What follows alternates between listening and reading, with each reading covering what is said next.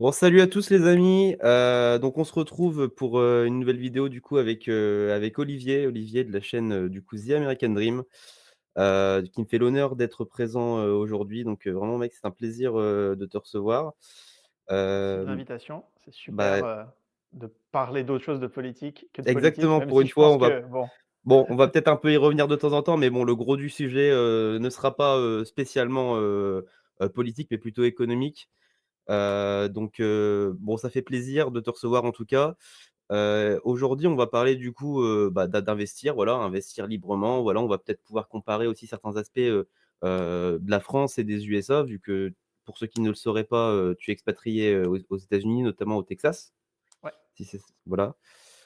Donc, ça pourrait être intéressant d'avoir, du coup nos 2 sons de cloche, sur tous ces sujets-là. Donc on pourra parler de voilà, d'investissement, que ce soit investissement financier, voilà, sur la bourse, immobilier, crédit, imposition, tous ces sujets qui nous touchent au ouais, quotidien et qui sont retraite. très importants. Retraite, gros sujet également.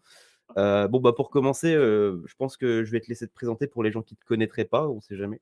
Ouais, je m'appelle Olivier, ça fait 8, bientôt 9 ans que j'habite aux États-Unis, Texas depuis 4 ans, j'étais en Colorado, pendant 3 ans et demi et la Californie avant. Moi, je suis venu aux États-Unis juste après mes études en France et j'y suis resté depuis, donc j'ai 31 ans maintenant. Et voilà, je bosse, donc j'ai une chaîne YouTube qui s'appelle The American Dream dans laquelle je partage. Alors, il y a eu beaucoup de suivi pendant les élections, pour l'actualité, mais surtout c'est surtout une chaîne de partage de ce que moi je vois aux États-Unis. Mmh Donc mh. il y a des vidéos, par exemple, une vidéo d'une course automobile où des Français sont qualifiés. Je suis allé les rencontrer, en Californie. Je montre des choses, que je fais ici parce que, j'habite à la campagne. J'essaie de lancer ma petite ferme ici, juste pour ma production personnelle, hein. J'essaie pas d'en faire un business. Mais voilà, sinon mon job à temps plein, j'ai un job un peu boring, un peu ennuyeux comme on pourrait dire, mais c'est un job de bureau où je bosse en tant que développeur de logiciels. Donc, heu, donc voilà, ça c'est un truc que je j'étale pas trop dans ma vie, youtubesque, Mmh. mais ouais, voilà, je l'étale pas beaucoup pour garder un petit peu cet aspect privé.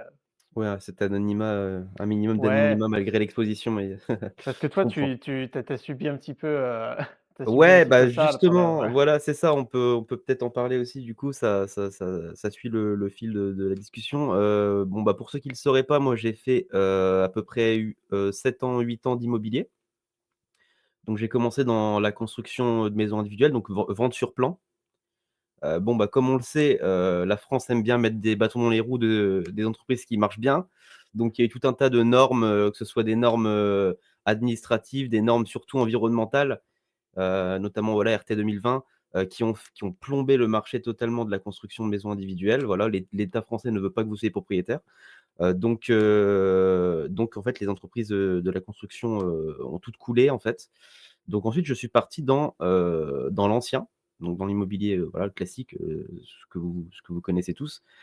Bon, ça m'a plu et cetera. Bon, il y a eu une petite crise de l'immobilier, ces dernières années, donc je me suis dit: «Pourquoi pas me reconvertir?» parce que j'étais un peu allé là-dedans j'avais fait mes études, dans ce domaine, en fait, donc j'y étais allé un peu naturellement, mais j'étais toujours intéressé par le secteur financier.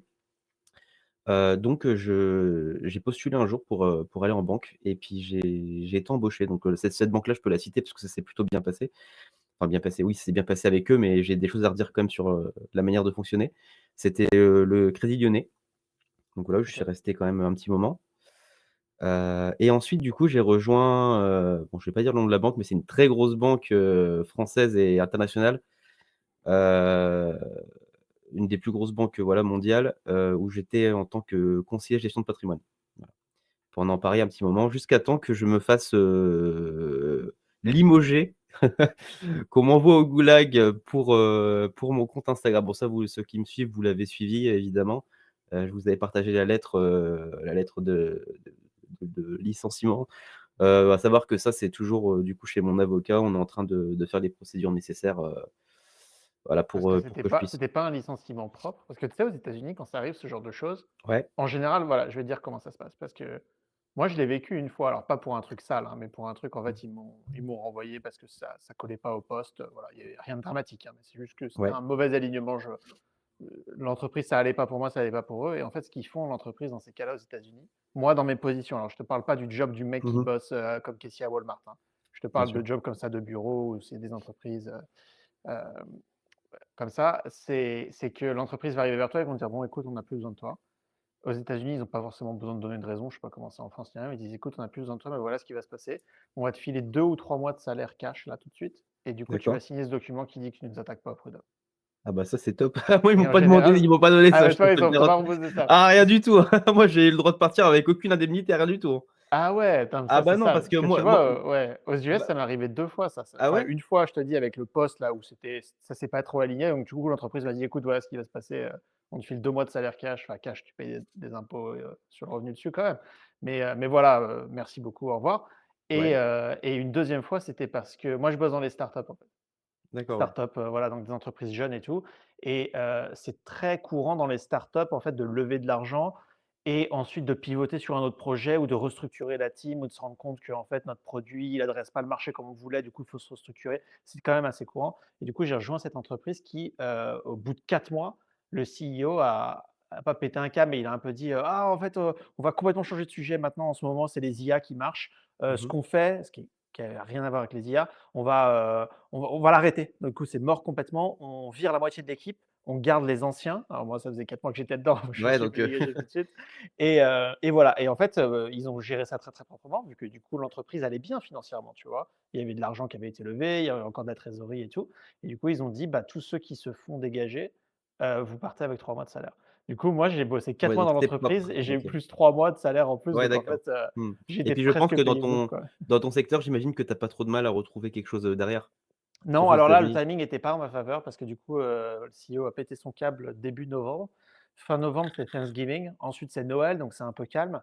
Et ensuite, fin décembre, début janvier, il y a eu tous les licenciements dans la tech, tu sais, chez Amazon, Microsoft, Ah ouais, Twitter et d'accord. tout. OK. Et en fait, à ce moment-là, moi, d'habitude, je retrouve un job en 2, 3 semaines, facile. Et là, ça m'a pris 6 semaines de trouver le job où je suis actuellement, d'ailleurs. D'accord.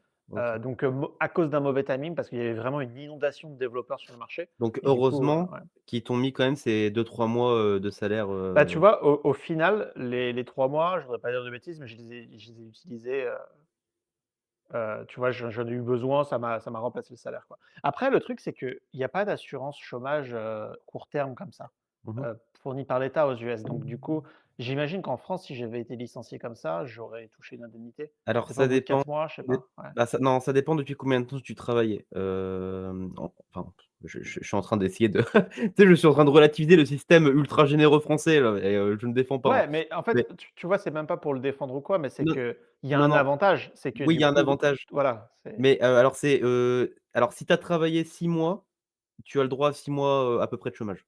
d'accord, OK, ouais. Si tu as travaillé moins de 6 mois, tu n'as pas le droit au chômage. OK, bon, bah, là, tu vois, j'aurais été bloqué, là. Bah, alors par contre, voilà, pour ceux qui savent pas, alors j'ai appris quelque chose. Si tu travailles, par exemple, je sais pas, j'ai une connerie, tu travailles 3 mois en France. Ouais, Ensuite, tu démissionnes. Tu travailles pas pendant 6 mois et ensuite tu es rembauché, tu travailles pendant encore 3 mois, d'accord? ouais, Donc ça te fait, 1 an, ça fait 6 mois. enfin voilà. Ouais. Donc en fait, tu n'auras pas donc en gros, tu auras travaillé 6 mois, mais tu n'auras pas le droit à 6 mois de chômage, tu auras le droit à beaucoup plus parce que les jours non travaillés entre tes périodes de travail comptent comme 0,75 de jours travaillés. Ah ouais? Mais attends. C'est ouais. Alors ça, c'est une dinguerie. Alors tu peux aller vérifier, tu peux aller vérifier si tu me crois pas. Je ne croyais pas non plus. J'ai été vérifié, j'ai même envoyé un mail, au conseiller Pôle emploi et cetera pour en être sûr de ça. J'ai demandé à ChatGPT tout ce que tu veux. Oui, Ouais. c'est le cas. Un jour non travaillé entre 2 périodes de travail est considéré comme 0,75 jours travaillés. Ouais, mais ça, c'est dingue, mais ça, c'est un peu le problème de tous ces systèmes comme ça qui essayent de faire des barèmes, des calculs et tout, c'est que je suis sûr que ça résout un problème, en fait, ça a été fait pour une raison, ce genre de choses. Bah, Il doit y en avoir une fait, raison. sur le principe, il y a en fait, c'est quelque chose de comment dire? De bienveillant, tu vois? Le problème, c'est que tu as des gens qui sont des spécialistes, en fait, Oui. de ce système, tu vois? Et qui en font leur fonds de commerce, si tu veux. Moi, j'en connais, hein, même moi, j'en connais. Non, Mais mais en tout même le monde temps, en qu'est-ce que connaît, tu je veux? pense qu'il y a Mais personne en qu'est-ce France qui ne connaît beh, pas quelqu'un bah, qui est oui, mais qu'est-ce spécialiste, que tu veux dire, en fait? Si vu les impôts qu'on je suis bien placé pour le savoir, on paye beaucoup d'impôts en France. ouais. On en parlera d'ailleurs tout à l'heure. Quand l'État te donne des cadeaux comme ça, franchement, mais qu'est-ce que tu veux dire, en fait? C'est le fautif, c'est l'État, finalement, tu vois? On Ah pourrait oui. dire: «Oui, c'est les personnes, quand même, tu vois, c'est pas noble de faire ça», mais le fond du problème, c'est quand même le fait que ce soit possible, tu vois? Oui, c'est ça, ouais, complètement. Parce que Heu, là, l'État, tu vois, en général, quand il y a de la criminalité financière, c'est qu'il y a des gens qui trichent, il y a des gens qui fraudent, il y a des gens qui créent des faux, qui essaient d'embobiner des gens dans des systèmes et tout. Là, le problème, c'est que c'est le système lui-même qui c'est l'autorise, ça, donc exactement. mmh. Alors, bon, on s'est présenté, donc je vais faire la petite intro. Donc comme je vous l'ai dit, on va parler d'investissement, d'immobilier, de fiscalité et surtout de liberté à travers tout ça. On va se demander pourquoi les Français investissent si peu? Pourquoi ils ont peur, de la bourse alors qu'aux États-Unis, investir c'est presque, bon tu me diras, ton avis là-dessus, mais c'est presque un réflexe culturel, je dirais. Ouais, c'est un peu ça. Heu, Alors après, il faut relativiser sur les investissements, c'est que la moitié des Américains n'ont aucun investissement en oui, bourse. je crois que c'est 52-53 Ouais, des c'est ça. Américains qui sont, bah, c'est Donc mais par faut rapport à la France, je crois qu'en France, on est en à peu près à 10. ouais, c'est ça, c'est ce que j'allais dire. Donc c'est quand même 5 fois plus qu'en France, mais Voilà. c'est pas comme si c'était automatique pour absolument tout le Ouais, monde. Ça reste quand même, bien sûr. Après, ouais, donc ça reste un grand pays, donc il y a combien d'habitants aux États-Unis? 330 millions. 330 millions, donc Ouais, voilà, tu as 175 millions de personnes, qui sont investies sur les marchés financiers, tu vois? Donc c'est sans commune mesure avec, la France, par exemple, tu vois? ouais. Moi, c'est vrai que quand j'en parle autour de moi, tu vois, de l'investissement et cetera, une chose que j'essaie de prôner, c'est vrai que les gens ont souvent peur, tu vois? Donc voilà. Donc c'est intéressant de comparer nos 2 modèles France, USA, de se demander, voilà, par exemple, si notre fiscalité, nos institutions, notre culture, ne se en France, hein, je parle, ne se bride tout simplement pas volontairement. Heu, donc après voilà pourquoi on a choisi ce sujet. Pour ma part, après je te laisserai te dire pourquoi, toi ça t'intéresse de parler de ça. Moi pour ma part, je pense que la solution c'est de croire en la responsabilité individuelle, en la méritocratie, en la liberté de construire, voilà son avenir et pour moi ça passe tout ça par l'indépendance, économique. Donc c'est pour ça que ça me tenait à cœur d'en parler et c'est vrai que c'est quelque chose en ce moment dont je parle beaucoup et les gens me posent énormément de questions et on voit très bien que les gens en fait sont avides de connaissances mais en fait, n'ont absolument pas les armes, même le b.a-ba en fait, pour comprendre en fait comment faire et par où commencer. Ouais, je suis assez d'accord avec ça. Le truc, je pense qu'il y a une peur aussi des gens, je sais pas quel âge tu as, mais des gens qui ont 20-30 28 ans ans. actuellement. Tu as 28 ans, ouais. Ouais. Les tu sais que tu auras jamais ta retraite. C'est impossible. Tu regardes le système actuel et tu sais que quand tu arriveras à 65-67 ou peu importe l'âge que ce sera quand il sera, il y aura pas d'histoire de Ah, tu il y a auras c'est pas des pensions c'est géantes comme mort. les gens ont maintenant, c'est Mais mort. tu en auras peut-être même pas du tout. Oui, peut-être pas du tout, ou tu auras un truc minimum, ou tu auras des Ouais, tu coupons auras de une je sais pas connerie, quoi, voilà, il y aura quelque chose. Peut-être il y aura quelque chose, ça se trouve, il y aura rien, hein, c'est même pas garanti tellement ça ah non, c'est s'écroule en pas pour moi, France, c'est pas voilà. garanti du tout. Et je pense que tout le monde le sait. Et le truc, c'est que c'est une dure réalité parce qu'en fait, tu peux pas faire grand-chose vu qu'en fait, tes cotisations sont ponctionnées auprès de ton employeur Mmh. et il y a rien que tu puisses faire. Donc en fait, il y a les gens ignorent en fait Beh, c'est que ça, ça ouais, se mais passe, ouais. que comme je dis souvent, tu vois, en France, tu vois, on manque cruellement d'éducation financière. En fait, on t'apprend à être salarié, mais pas à être libre. Mmh, C'est ouais, ça le gros problème et moi le premier hein, parce qu'avant, j'ai fait des études, enfin j'ai pas fait des grandes études, tu vois? J'ai fait un bac+3 mais à sortie d'études, je savais pas déclarer, une fiche de paie, enfin, tu vois? Je savais pas lire une fiche de paie, je savais pas déclarer mes impôts. On t'apprend pas toutes ces choses-là, tu vois? On t'apprend pas en quoi investir, tu vois? On a le culte du livret A en France, ouais. enfin qui est vu comme quelque chose d'absolu Mais et de j'en ai génial alors parlé. que Alors le truc du livret A, moi, qui me fait rire, c'est que déjà là, il suit l'inflation maintenant, le livret oh, il est A à ou pas? 2,40 là. 2,40? OK. Ouais. Ouais, en fait, il gomme l'inflation, il te fait pas gagner Ouais, d'argent. il te fait pas gagner d'argent, mais c'est surtout que le plafond est très, très bas. Oui, le plafond est très bas, ouais. 22 OK, 22 950. 22 900 et moi, j'en ai Ouais. parlé à un pote, une fois, je lui ai dit: «Ouais, mais le plafond, il est super bas, c'est 22 000 et tout» et il m'a dit: «Mec, tu te rends pas compte, tu es déconnecté, il y a tout le monde a pas 22 000 d'épargne» et je lui dis: «Oui, oui, c'est vrai. Le problème, c'est justement le problème, c'est que si tu penses retraite, 22 000, c'est 1 an de dépenses, hein, donc tu as intérêt à les avoir les 22 000, Ah bah, juste surtout aux pour US une du coup, année». vu que les retraites est Ouais. vraiment uniquement par capitalisation, si je dis pas de Alors bêtises. elle est pas uniquement par capitalisation aux US. Ah, elle peut être possible par répartition aux Ah, US? elle est même obligatoire, il y a des cotisations Ah obligatoires ouais? sur des retraites par répartition. D'accord, je Ouais, ouais. savais pas du tout. Pour le coup, je vais te faire un petit résumé, mais il y a une vidéo sur la chaîne qui s'appelle «Les retraites aux États-Unis» où je rentre D'accord, là-dedans. C'est qu'il y a un système qui s'appelle Social Security, d'accord, qui coûte à peu près 2 tiers de ce que coûte, le système français. Donc quand je dis que ça coûte, c'est que les cotisations sont 2 tiers des cotisations françaises et que toi, ce que tu récupères à la retraite, c'est 2 tiers de ce qu'un Français pourrait récupérer. Donc en fait, tu vois, tu cotises autant, tu cotises moins, mais tu touches moins en retraite et c'est comme d'accord. ça que font quand on disait que la moitié des Américains n'investissent Mmh, pas spécialement sur les donc c'est marchés ni rien. complémentaire? Si tu veux une bonne retraite, il faut quand même faire les 2 quoi?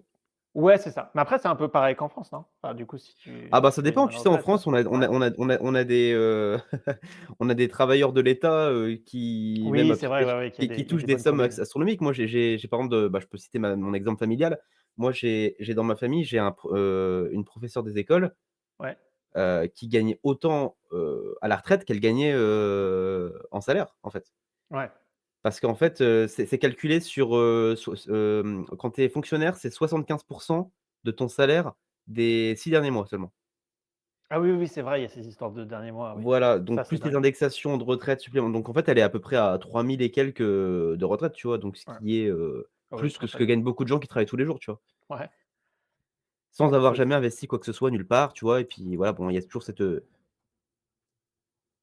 j'ai beaucoup de messages de gens, tu sais, qui s'intéressent à ce sujet, même qui sont de, entre guillemets, «notre bord politique», mais en fait, qui ont cette méfiance culturelle envers la bourse, tu vois? En mode, ah bah, la bourse, bah, ce qu'on nous apprend en fait finalement, tu vois? La bourse, tout peut s'effondrer, on peut tout perdre. Alors oui, la bourse peut faire des yo-yo, non, tu peux perdre on peut pas 40. tout perdre. Oui, voilà, Non, c'est non, ça. voilà, mais par Oui, contre, oui. ça finit toujours, alors si tu prends par exemple, je sais pas, le S&P 500, voilà, on a comme un sacré passif, un sacré historique sur le S&P 500 et on peut voir que malgré tout ce qui se passe, malgré les crises, la crise de 30, la crise des années 30, la crise, 2008, choc pétrolier, crise du covid, bulle internet, tout ce que tu veux, on a à peu près une rentabilité moyenne de 9 à 10 tu vois, par an. Oui, c'est Donc vrai. ce qui est énorme en fait, ce qui met une cartouche en fait à tous les livrets A du monde, tu vois? Si tu veux. Donc en fait, ça n'a même en fait, si vous voulez, le seul risque en fait avec un investir sur la bourse américaine, hem, donc je parle vraiment du S&P 500 en particulier, c'est si vous mettez tout votre argent dessus, ce qui je pense n'est pas forcément une très bonne idée, gardez toujours un petit matelas de sécurité, mais le fait de comment dire? Le fait d'avoir votre argent dessus, vous êtes quand même protégé parce qu'en fait, c'est pas de l'argent dont vous avez besoin. Il faut pas mettre l'argent dont vous avez besoin immédiatement. C'est ça. C'est quelque chose qui se voit sur le long terme, donc comme a dit Olivier, c'est quelque chose qui est très bien pour préparer, par exemple, sa retraite.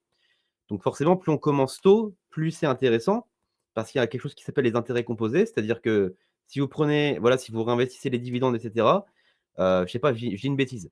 Si vous mettez, 100 000 € sur votre S&P 500, l'année d'après, vous aurez en moyenne 110 000 € et l'année d'après, même si vous mettez plus rien, bah, ces 10 que vous gagnerez, ce sera plus basé sur les 100 000 € mais sur les 110 000. Donc Ouais, voilà, c'est ce qu'Einstein appelait la huitième merveille du monde, c'est les intérêts composés. ouais, c'est ça. Alors Mais là, vous pour donner parce que là, tu dis 100 000, les gens se disent: «Ah mais je non, les ai bien pas les sûr, 100 000», c'est un mais exemple. 10 000, je vais j'aurais pu donner dire 10 000. un autre exemple, c'est que là, tu démarres avec zéro, tu cotises pendant 40 ans, tu mets 100 par mois. Donc 100 par mois, c'est pas non plus incroyable, hein. Mmh Tu mh. mets 100 par mois à 6 d'intérêt. Donc là, on parle du Ah S&P, non vraiment, l'inflation pour voilà, vraiment, ouais. voilà. Non, c'est Pendant net. 40 ans, donc 40 ans de vie active, tu récupères, attends, je l'ai plus, où est-ce que c'est?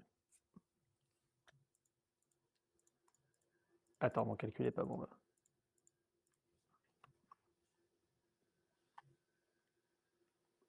Tu Vas-y, récupères, ouais, voilà, tu récupères 200 000 à la fin. c'est Heu, ce qui est incroyable. Maintenant, le truc, c'est que sur ton salaire que tu cotises pour le système français, c'est que tu mets pas 100 par mois, tu mets beaucoup, beaucoup plus, Tu hein. mets Même un beaucoup plus smicard que ça cotise et beaucoup, tu mets beaucoup plus que ça. Donc en fait, si tu prends les 500 balles de cotisation qui partent, que ton employeur envoie à la sécurité sociale française, bah là, tu récupères 1 million derrière au bout de 40 ans de vie active et un Français retraité moyen n'est pas millionnaire, on est d'accord, hein? pas du tout.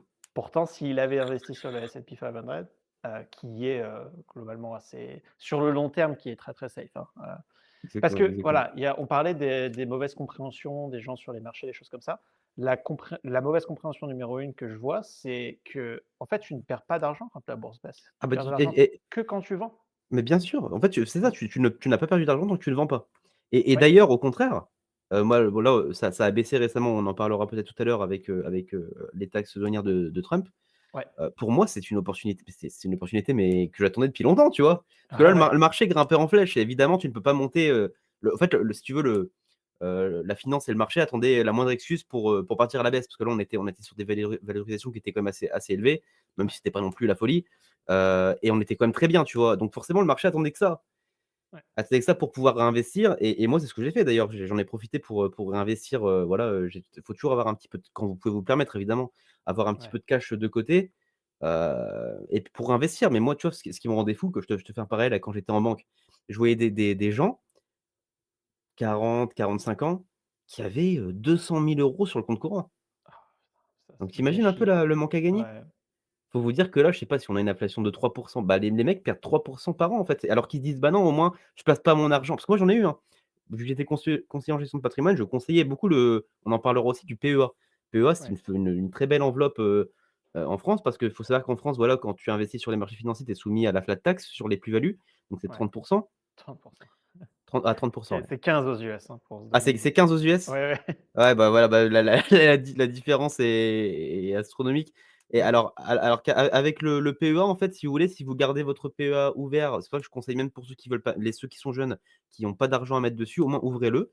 Comme ça, le décompte des 5 ans commence et au bout de 5 ans, en fait, vous êtes plus à 30 et vous êtes plus qu'à 17, ce qui est toujours un peu plus qu'aux US, Ah, c'est mais pas mal, ouais, ouais. alors mais c'est pas mal, mais attention parce qu'on est limité sur le PEA à 150 000 € de versement. Bon, tu me diras, ce qui est déjà pas mal. Oh, c'est pas mal 150 000. 150 Mais 000, c'est une ouais. formidable enveloppe, Mmh. voilà, que je conseille à tout le monde plutôt que que les assurances vie françaises qui sont des gouffres afriques et qui enrichissent seulement les banques.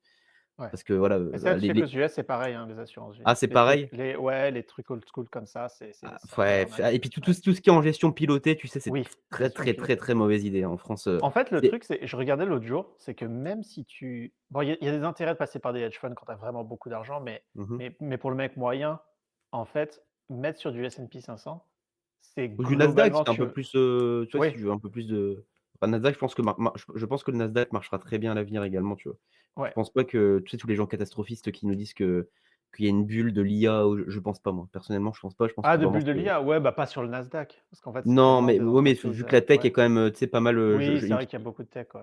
ouais, il y a beaucoup de tech sur le Nasdaq et vu il y a Mais j'ai vu ça s'est écrasé un peu là, c'est vrai qu'il y a ah bah eu oui, là, là, bah là, depuis ça a repris quand novembre, même, ouais. Oui, bon, bah, ça a sur repris ce 6 que ça a perdu la semaine d'avant, quoi. voilà, ouais, mais Ouais, sur 6 mois, on est quand même à -8 à peu près, donc il y a beaucoup de gens ouais, qui me disent: «Mec, mais tu m'avais conseillé d'investir dessus», c'est vrai que j'ai du mal un peu parce que tu sais, ouais, faut j'ai pas, conseiller parce mais que j'essaye mais en fait, j'essaye de comment dire? D'informer les gens et je dis toujours: «C'est pas un conseil financier, c'est ce que moi je fais», tu vois? mmh, Parce ouais, que c'est même en ça. France, tu as pas le droit de dire non plus tu as pas le droit de donner de conseils financiers en France, tu sais, tu as Ouais, c'est l'AMF qui pareil régule ici, et il faut cetera. être, ouais, Bon, moi, j'ai l'AMF, donc mais je suis pas salarié d'une banque, donc c'est un peu voilà. ouais, Je suis plus en tout cas et du coup, j'essaie toujours, de dire: «Mais les gars, oui, ça monte, ça baisse. Là, ça baisse. Dans 2 ans, vous serez en plus-value de peut-être de 15, tu vois?» Mais oui, c'est de la bourse, c'est un yo-yo. C'est sûr que c'est pas le livret A. Mais ouais, si vous voulez gagner de l'argent, bah, faut prendre du risque, c'est comme ça. mmh, ouais, complètement d'accord, ouais. Mais du coup mais ouais, il me semble qu'il y a des alors les impositions sur les plus-values, c'est pas pareil dans tous les États, hein? Si, c'est pareil dans tous Ah, les c'est États. pareil dans tous les États, d'accord, OK. Ouais, ouais, Donc c'est c'est au l'impôt niveau sur le revenu peut-être fédéral. qui est différent dans tous les États? Alors l'impôt fédéral, l'impôt du revenu fédéral est pareil pour tout le monde et ensuite les États peuvent rajouter des impôts à eux. D'accord, Et ensuite, tu as des États où il y a pas d'impôt sur le revenu. Le Texas, la Floride notamment n'ont pas d'impôt sur le revenu. Donc tu payes d'accord, que l'impôt fédéral, d'accord. Bon, qui je te est demande parce entre que suivant ta tranche, entre 15 et 20 de ton salaire. OK, ouais, c'est ça va, c'est pas non plus, ils te saignent pas la blanc, quoi. Ça va. Après du coup, moi j'attends avec impatience ces histoires de Trump qui dit qu'il veut repousser la première tranche à 150 000 annuels. OK, d'accord, ouais. Ouais, ouais, ça ferait quand même OK. vachement plaisir, ouais. Parce que je sais pas si tu es au courant, mais les prélèvements obligatoires, en France, ça représente 45,1 du PIB en 2021. Ah oui, ça m'étonne pas. Comparaison, aux États-Unis, c'est 27 du PIB, les Ouais, prélèvements mais c'est obligatoires. déjà beaucoup 27 C'est en déjà France. beaucoup, mais Ouais, alors c'est légèrement inférieur à la moyenne de l'OCDE, ouais, mais tu compares 27 à 45,1, tu vois? C'est pareil, ouais. le taux marginal supérieur, voilà, les impôts, tu sais, sur, bah, le revenu justement, Mmh. aux États-Unis, alors là, j'ai un alors tu me diras peut-être que c'est une erreur, hein, mais là, le taux marginal fédéral, moi, j'ai 37 au-delà de 539 000 530 attends, comment ça 539 000 $? Ah Alors là, j'ai 500 si tu gagnes plus de ah 100 oui, oui, oui, de oui, oui, c'est 539 37. 000 Oui, oui, c'est ça, ouais, ouais. c'est Oui, oui, ça? c'est ça. C'est Ouais, le bon chiffre, d'accord. c'est ça, ouais, c'est le bon chiffre. En France, on a 45 au-delà de 150 000 €. Mais 150 000, en fait, ce qu'il faut se dire, c'est que si vous gagnez 150 000 euros, dollars, ça devrait pareil maintenant. Si vous gagnez 150 000 par an brut aux États-Unis, vous êtes dans le top 15-20 des salaires du pays. Mmh mh. C'est assez courant, en fait, hein. C'est-à-dire, vous prenez 10 personnes dans la rue, il va y avoir une personne qui va se dire: «Oui, 150, oui, bien Non. sûr, normal». C'est pas rare, en fait. En Voilà, France, vous avez 150 000, hop, vous êtes médecin, vous avez un petit avion, c'est ça tu vois? exactement. Vous avez un bateau à Saint-Trope, vous êtes bien, quoi. Ouais, il y a un style de vie, quoi. Alors C'est ça. qu'ici 150 000, bah, ouais, c'est normal, quoi. Enfin, c'est normal, c'est pas normal, hein, attendez, je suis pas en train de dire que le caissier gagne 150 000. Je suis en train de dire que, ouais, une personne sur 10, ouais, sans problème. Même 2 personnes sur 10, ouais. Donc c'est malgré tout, c'est quand même pas Ouais. la même Donc tu vois, mentalité, en tu fait, vois? le taux marginal en France, ce serait ce que bon, Trump, on verra si ça se fait, hein. Son histoire de première tranche à 150 000, c'est que la première tranche US deviendrait la dernière tranche, française. Ah, c'est la folie. Et Mmh. et et et la première tranche US, elle est à combien en pourcent? Elle est à 14 000, un truc comme ça? Non, mais en pourcentage d'imposition? Ah, c'est 10. D'accord, OK. Ouais, donc ça passe de 10 à 37, enfin, en gros 37. Mais la majorité des gens, au final, sont autour de 15-20. Parce que tu vois, la tranche minimum, elle est déjà entre guillemets à 10. Ensuite, ça monte, Mmh mh. genre, je crois que c'est 10, 15, 20, 25 et ensuite ça fait, 30-37 en gros. Mais D'accord. 30-37, il faut gagner un demi-million par an pour y aller, Ouais, donc en oui, fait, oui. enfin, tu Donc vois, ça va, c'est pas ça trop non plus ne problématique. concerne pas grand monde, quoi. Et au niveau de l'imposition sur les revenus investis, par exemple, bah, sur la bourse, vous êtes à combien vous aux US? Alors, donc il y a 2 choses. Il y a est-ce que tu as gardé ton asset, enfin ton investissement plus d'un an ou pas? Parce que si tu l'as acheté et revendu dans l'année, tu es taxé comme du revenu. Mmh mh. Si tu l'as gardé plus d'un an, c'est là où tu as une flat tax à 15. Ça pour alors du coup, pour vous, ça paraît beaucoup. Alors que pour nous, si on le garde 5 ans, on a le cadeau de l'avoir à 17,5, tu vois? Ouais, 5 ans, c'est beaucoup quand même.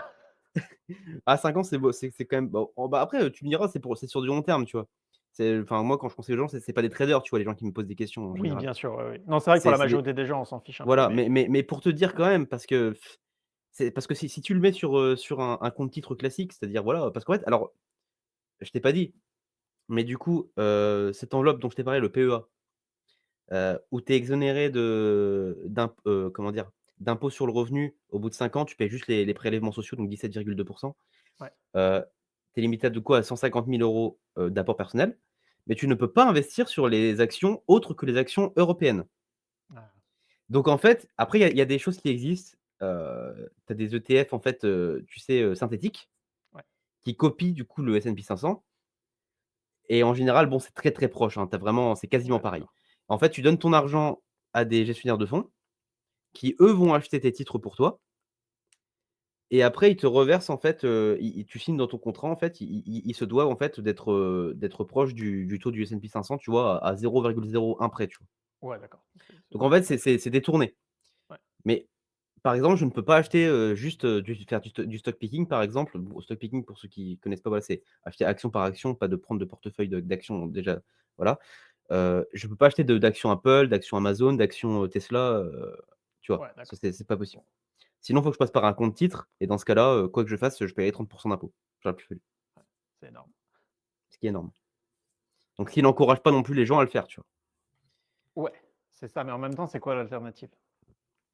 Bah, l'alternative, c'est le sacro-saint, livret A, le LDDS, le Ouais, mais le bon, LD il vaut mieux payer 30 bah, d'impôts exactement. sur, 5 de retour que Mais tu sais, les gens moi je le vois, hein, les gens en France ont tellement peu, mais vraiment, mais tellement peu d'éducation financière qu'en fait, ils savent pas, en fait. Moi, ils me disent: «Ouais, mais sur mon livret A, je prends aucun risque, mon argent est garanti et je gagne 3 par an». Mais non, tu ne gagnes pas 3 par an. en plus, tu gagnes 3 sur 16 000 €. Mais voilà, et tu gagnes 3 sur 16 000 € et en plus de ça, tu ne les gagnes pas. Tu gommes l'inflation, tu vois? Oui, en plus, Donc oui, oui, oui, c'est c'est mieux juste que de ça, les ouais. mettre sur ton compte courant, je suis d'accord avec toi. Ouais, Mais par contre, tu ne gagnes pas d'argent. ouais. C'est mais c'est ce qui me fait plaisir, c'est qu'il y a quand même énormément de gens qui s'y intéressent, tu vois? Surtout dans la jeune génération, parce que dans la génération de nos parents, non, Ouais.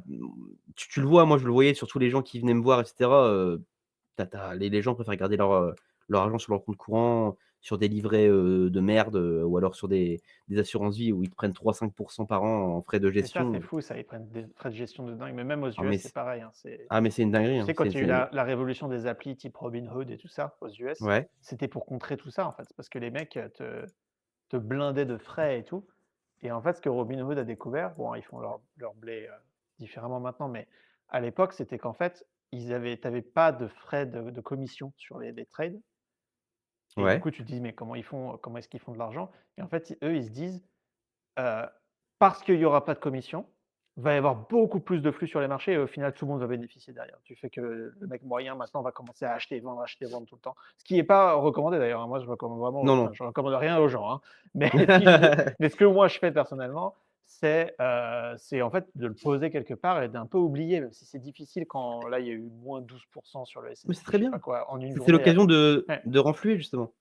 C'est ça. Oui, oui, oui, oui, c'est qu'après si vous avez moi j'avais pas de liquide à ce moment-là, j'aurais mais quand j'ai vu le truc plonger, je me suis dit: «Ah mais si j'avais du cash», j'ai hésité presque à emprunter de l'argent pour le replacer derrière, Bah, c'est et tellement le gain pareil mec. était Bon, dingue, c'est ouais. je sais pas si c'est un peu personnel, tu me dis si c'est le cas, je couperai, tu es investi sur le S&P 500?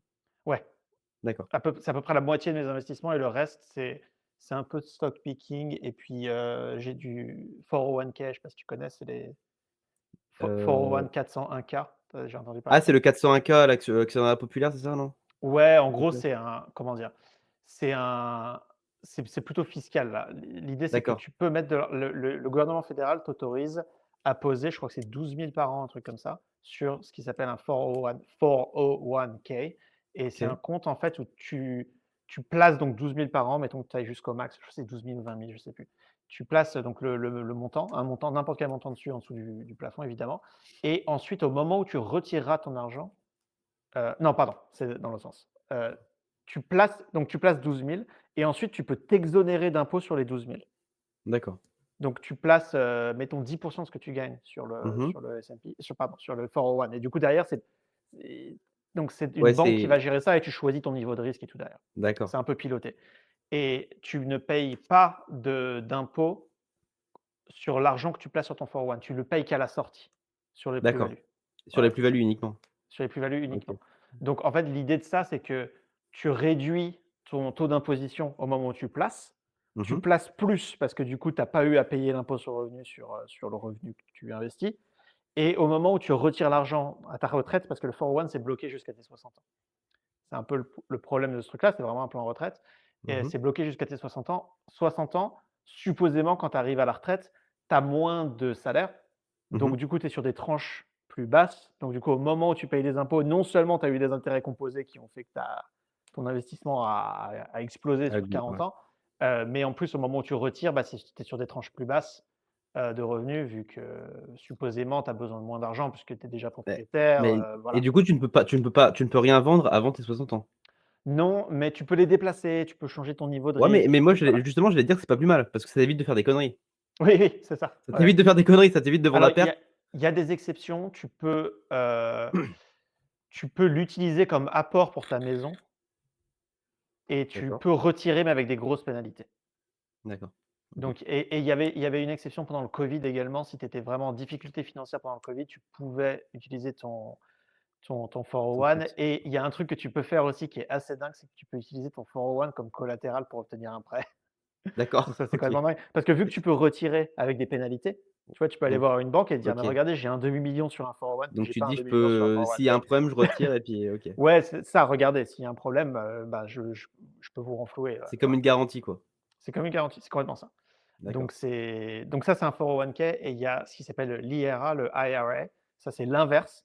C'est tu ne payes tu payes tes impôts, donc tu payes tes impôts. Là, tu as du cash, mettons que tu es 5 000 en cash. Tu vas le poser sur l'IRA et au moment où tu retires, 40 ans plus tard, là, tu payes pas d'impôt quand tu retires D'accord, OK. et ça, c'est limité à ça dépend de ta tranche d'imposition, mais c'est quelque chose comme entre c'est 10 000 par an, un truc comme ça. OK, Donc tu vois, d'accord, tu peux OK. placer 10 000 par an et tu ne paieras pas d'impôt quand tu les retires. OK. Pas Bah, 30. c'est quand même sympa d'avoir ce genre de Ouais, d'outil, tu vois? Pour des gens donc de ça ouais, classe donc ça moyenne, tu vois? Classe c'est moyenne, ouais, c'est c'est ça. Bah, il toujours y a beaucoup sympa, de tu gens vois? qui ont et déjà, tu vois, c'est proposé par les employeurs en général, ce genre de choses. Donc en D'accord. fait, tu vois, toi, tu es un peu en mode, en tant qu'employé, moi, mon employeur m'a dit: «Bah, regarde, tu as le choix de placer 1 de ton revenu sur le 401. Est-ce que tu le fais ou non?» et là, tu dis: «Oui, non» OK, et d'accord. eux, déjà, Bon, je ils pense que c'est ont toujours intéressant de le faire. c'est Tu es toujours intéressant de le exonéré faire, ouais. Après moi, je contribue plus sur mon 401, parce que j'ai l'impression que le S&P, surperforme? surperforme, ouais, par rapport Ouais. parce que le 401 le problème, c'est que ça reste sur des fonds pilotés, des trucs Mmh. comme ça Ouais, et ouais. donc du coup, tu sais, tu as une banque qui se Oui. rince et tout. Mmh et puis tu Donc as en plus fait, de frais de gestion également. c'est ça et du coup, la Et question, c'est est-ce que t avec cette histoire fiscale, est-ce que tu économises? C'est pas si clair que ça, en fait. ouais, puis faut se dire quand même que des fois quand on vous présente des taux, je sais pas, à 1,50, 2%, 2,5 de frais sur des placements annuels, on se rend pas tellement compte parce qu'en fait, finalement, sur ce qu'on vous présente quand les banquiers moi je suis bien placé pour le savoir, on m'a demandé de le faire. Ouais. Mais quand on vous présente au bout d'un an, les performances par exemple, je sais pas de votre assurance vie, bah oui, vous êtes souvent dans le vert. Mais vous êtes dans le vert et en fait, vous perdez peut-être, quelques de 2-3 de performance annuelle, en fait, à cause de ces frais-là qu'on vous prélève, en fait.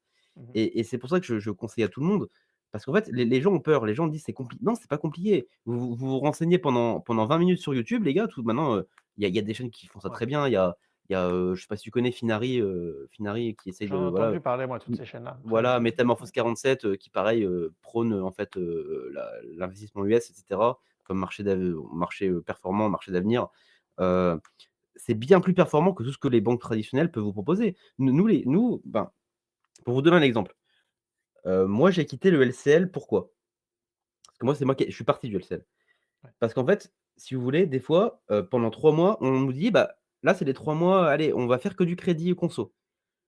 Et on me dit: «Ah bah, même les petites vieilles, on cible en priorité les petites vieilles qui ont des petites retraites et même si elles arrivent pas à payer, qu'ensuite elles sont en redressement, on s'en bat les couilles, on leur vend, au moins on fait de l'argent, on fait du PNB». C'est ouf. C'était ça en fait la politique de l'entreprise, tu vois?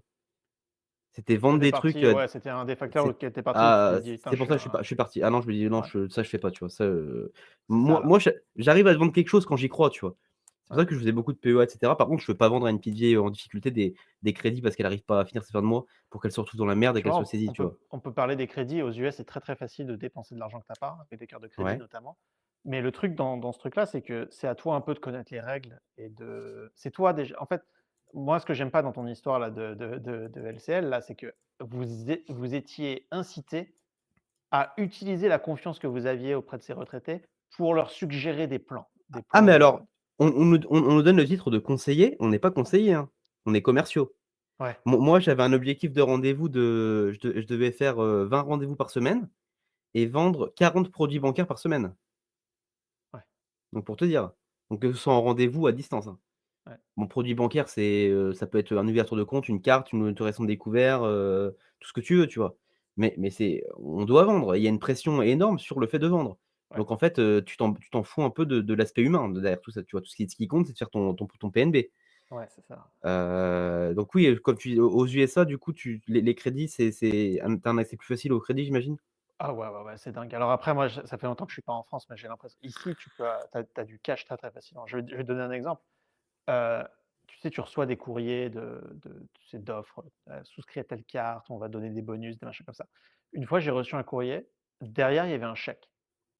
Il y avait un chèque à mon nom de, 5 000 $, un truc comme ça, donc quand même une Mmh. somme assez conséquente et les mecs me disent: «Regarde, cet argent, il est là sous ton nez là, c'est un chèque que tu peux aller déposer à la banque. Par contre, si tu l'encaisses, bah, du coup, ça déclenche une procédure de prêt derrière, automatiquement et du coup, les mecs, ils te montrent et les taux c'était genre 17 tu vois? Ah Un oui. truc énorme.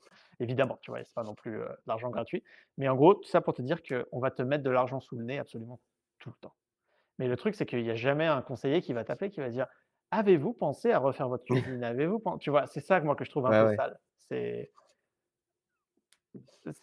ouais, ouais, c'est ça. Mais par contre, Oui, c'est alors, l'opportunisme, ouais, aux US, donc pour les crédits à la consommation, voilà comment ça marche. En gros, tu peux soit utiliser une carte de crédit, donc la carte de crédit, c'est très, très simple. C'est comme la carte bancaire que vous avez en France.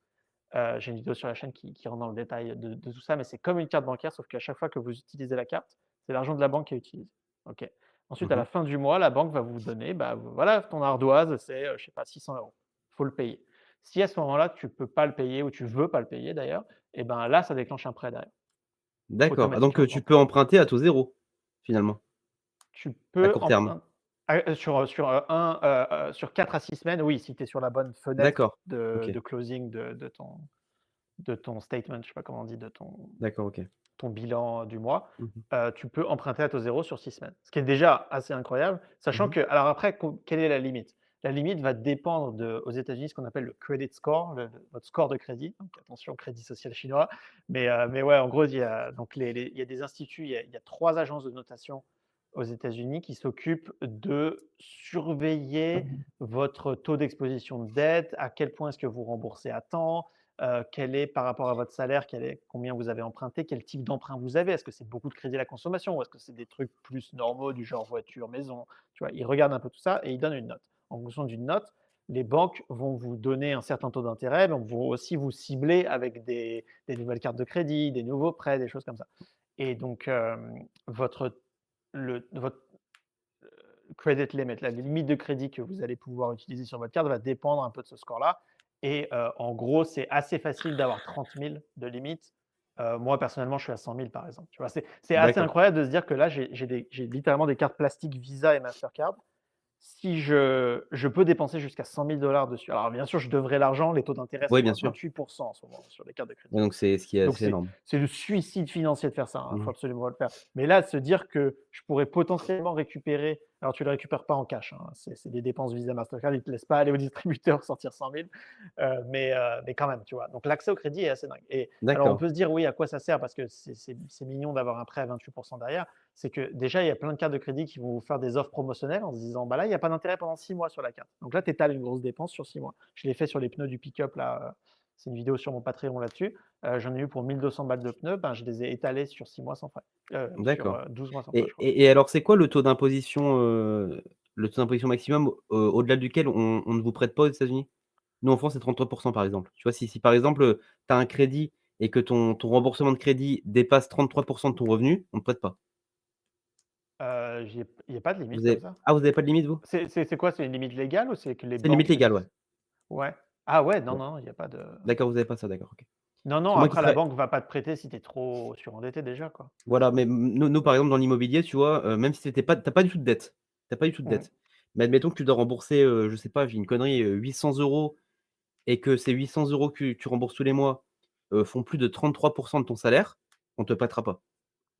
Ah d'accord, ouais, ouais. Alors C'est pour moi, ce que j'ai éviter que tu sois entendu en insolvable. France pour les prêts immobiliers, c'est que tu pouvais pas emprunter plus de 40 de ton revenu brut. C'est ce qui est déjà beaucoup quand même quand tu y penses.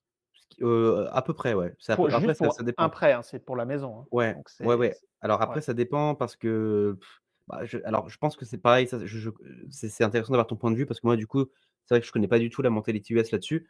Mais en France, heu, par exemple, moi je suis maintenant là je repars dans l'immobilier du coup, je suis en auto-entreprise. Ouais. En auto-entreprise pour emprunter, heureusement j'avais déjà emprunté quand j'étais en CDI pour ma maison, mais tu ne peux quasiment c'est très, très compliqué et les gens qui seront auto-entrepreneurs me le confirmeront. Emprunter pour acheter une maison quand vous êtes en auto-entreprise, ce qui est très répandu en France, hein, Ouais, c'est très, très compliqué, c'est quasiment impossible. ouais, Il faut vraiment être salarié, tu vois? On te pousse à être salarié finalement pour pouvoir emprunter. ouais. Alors malheureusement aux US, c'est un peu pareil. C'est un peu pareil? Ça, c'est un peu pareil depuis la crise de 2008. Alors moi, je suis arrivé aux US en 2017, en gros 2017, donc j'ai pas tu vois, je connais pas l'histoire, mais en fait, avant la crise des subprimes de 2008, c'était tellement facile d'avoir de l'argent partout et tout. Et maintenant, le Mmh. gouvernement fédéral c'est pas qu'ils ont serré la vis, mais en fait, ils ont donné un peu un moule aux banques. Ils ont dit: «Regardez, ça, c'est ça que ça ressemble un prêt IMO classique». Donc en gros, c'est là où ils ont dit, 30 ans, taux fixe, Mmh mh. voilà, en gros, c'est comme ça que ça s'est un peu fixé. Parce qu'avant, il y avait des taux variables aux États-Unis et c'est comme ça que tout a Ouais, explosé, avant 2008. Mais mais il y en a là, aussi en maintenant, France, hein. des taux variables, mais ça, en fait, en France, qu'il y ait des taux variables, Après c'est pas ce qui se heu, fait le plus, hein. C'est pas ce qui se fait ouais, le plus. après, le truc, c'est que l'économie en France, elle est quand même elle bouge pas, tu vois? Pas à la hausse, mais pas trop à la baisse non plus. Donc Non, tu elle est vois? c'est l'immobilisme. C'est comme dans Ouais, ouais, tout. c'est ça. Mais du coup, là, les taux variables, ils vont risquer. Là, le problème aux États-Unis, c'est qu'on vous a dit: «Mais attendez, il faut absolument emprunter un taux variable parce que regardez, les taux ne font que baisser parce que l'immobilier ne fait que monter». Et du coup, c'est le jour où ça s'est écroulé que là, tu te retrouves à Ouais. voilà. Mais bon, je suis pas en train de dire que les taux variables, c'est super, hein. Idéalement, tu as un taux fixe et d'ailleurs, c'est comme ça que moi, là, sur la maison, là, en fait, le meilleur investissement de ma vie, c'est pas ces histoires de S&P, de 401(k) et tout, là. Le meilleur Ouais, investissement de ma vie, c'est d'avoir acheté cette maison, fin 2021 où les ouais. taux étaient la moitié de ce qu'ils sont Ah. maintenant. Et Et pour par curiosité, si ça te dérange pas, tu as combien en taux? alors le taux, je vais préfacer en disant que les taux aux US sont plus élevés qu'en Europe, hein, donc parce que les gens vont me D'accord, tomber dessus. Mon taux est à 3,12 ce qui à l'époque était un excellent taux aux États-Unis. d'accord. Là, vous empruntez pour une maison aux États-Unis, là, actuellement, c'est entre 6 et 7. D'accord. Bah, là, en France, actuellement, on est à peu près à 4 sur C'est 25 ans. énorme, hein? Heu, alors ceux qui verront la vidéo, ne ragez pas, s'il vous plaît. Moi, j'ai emprunté à peu près en 2021 comme toi. Je suis à 1,15. Bah, c'est ça. Du coup, toi, ton de passer de 1,15 à 4, bah, moi, c'est pareil que de passer de 3,12 à 6, quoi, en C'est gros. ça. Bah, Ouais. voilà. C'est ouais, juste après covid, quoi. Et Au en fait, moment ça, tout c'est au long le du covid. meilleur investissement de parce qu'en fait, on va donner des chiffres. Comment, Mortgage Calculator, parce qu'on peut se dire: «Ah ça va, tu c'est que 3 par an», mais les intérêts composés, c'est un peu le même mécanisme ici. C'est Mais que mais tu sais là qu'il y a beaucoup de gens qui pensent que c'est 3 en tout? oui, mais ça, c'est dingue aussi, ouais. Moi, je passais mon temps quand les gens venaient pour des prêts immobiliers à leur dire: «Mais les gars, non, c'est pas 3 en tout, hein. C'est pas 3 en tout, hein, que vous allez payer sur votre prêt immobilier, hein». Après, j'en faisais très peu de prêts immobiliers parce que moi, j'étais spécialisé dans la gestion de patrimoine et en fait, je conseille, du coup, j'envoie vers des banquiers, un peu, Ouais. classiques qui font les prêts. Moi, je suis là pour conseiller, tu sais, pour qu'en fait, ils développent leur patrimoine, si tu veux. Mmh. Hem, Après l'immobilier locatif en France, tu vois, par exemple, pour moi, c'était pas un truc que je conseillais spécialement parce qu'en fait, tu as tellement de contraintes et tellement de fiscalité, tu as tellement de, Non, mais tu sais, tu de as tellement surtout problèmes. qu'à un moment, tu as un locataire qui te détruit ton appart et c'est fini, c'est Beh KO, et quoi. puis tu as un locataire qui veut pas payer, qui veut rester, mon Ouais. gars, pour le virer, c'est 2 ans et demi, hein. Et ça, rien que pour ça, c'est pas possible, quoi. Tu vois? Donc Moi, attends, j'ai là je j'ai les chiffres, tu as Vas-y, dis-moi? 3,12 sur une maison à 450 000. C'est à peu près le prix que j'ai payé, après la bref, pour donner un chiffre comme ça. OK, Donc ça coûte 2 300 par mois en paiement mensuel, hein, et donc d'accord. ça voilà. OK. Maintenant, tu passes à 6,5, ce qui serait le taux actuel, donc tu as plus 3 en gros, et là, bonjour, les mensualités sont de 3 200 Oui, par donc mois, rien à voir. donc Donc rien tu à as fait voir. une bonne affaire, quoi. Ouais, ouais, complètement, et Et parce qu'en fait, tu économises 700 par mois pendant 30 ans, parce que c'est 30 ans aux États-Unis les prêts. Donc ça fait, tu économises, 252 000 sur la ce durée de qui ton est prêt, ce qui est ce qui colossal. est Ce qui est énorme. colossal. Et niveau fiscalité, vous êtes un alors, je pense que pareil, ça varie beaucoup d'État en État et voilà, de région en région. Hem, mais, niveau, impôt, du coup, tu sais, foncier, Impôt foncier, alors au Texas, c'est vous êtes plus élevé élevé vous, non? qu'ailleurs. Ouais, Ouais, c'est plus élevé qu'ailleurs, mais ça dépend des comtés. En ville, c'est beaucoup plus élevé qu'à la campagne, par exemple. Parce qu'en fait, l'impôt foncier, il finance, les pompiers, l'école locale, tu vois? Des trucs comme ça. Donc évidemment, moins tu es en ville, moins il y a de services, donc moins il y a de choses à financer, donc moins d'accord. les impôts sont élevés. Au Texas, c'est assez élevé. Je vais te donner l'exemple. Du coup, ma maison vaut à peu près un demi-million de dollars. Mmh. C'est dingue de dire ça comme ça parce que c'est pas comme si enfin, tu vois, je suis très loin de les avoir, mais en fait, tu es propriétaire d'un asset. Enfin, c'est ça l'intérêt des prêts, c'est qu'à la fin de ta vie, tu as Bah, c'est fini de ça. payer ta maison et tu as un Mmh mh. demi-million, enfin même plus, vu que le bien a pris de la valeur supposément. Je paye attends, je paye quelque chose comme 6 000 par an sur le donc ça fait 1 du valeur du bien, 1,2, un truc comme ça, D'accord, et OK. ça, c'est considéré comme élevé, alors je sais pas ce que ça te dit en Alors France? alors en France, moi, pour te dire, j'ai un impôt, foncier très élevé. J'ai une maison qui est en plein centre-ville d'une petite ville historique. Elle fait 120 m², ma maison. Ouais, J'ai un petit jardin. Je paye, à peu près 2 200 € d'impôt foncier par an, ce qui est considéré comme énorme. et ta maison vaut combien? Ma maison vaut à peu près 250 000, 275 000 €. OK, donc tu vois, si ta maison valait un demi-million, tu paierais dans les 5 000, quoi. Ah ça non, bah, non, parce que ça dépend pas du prix de la maison, ça dépend de la Ah, c'est des superficie. mais c'est ridicule. Oui, parce qu'en fait, si tu veux, tu vois, par exemple, moi, je te donne enfin, je te donne pas le nom de ma ville, mais à côté de chez moi, tu as une ville qui est beaucoup plus cotée, qui est Compiègne, Ouais, c'est la cité impériale. Une maison qui fait la même superficie que la mienne, donc elle va valoir pas, 175 000, enfin 275 000, mais elle va valoir 550 000, tu vois? ouais, Et ils paieront à peu près un impôt foncier de, 1 500 €, qui est mais moins que le mien.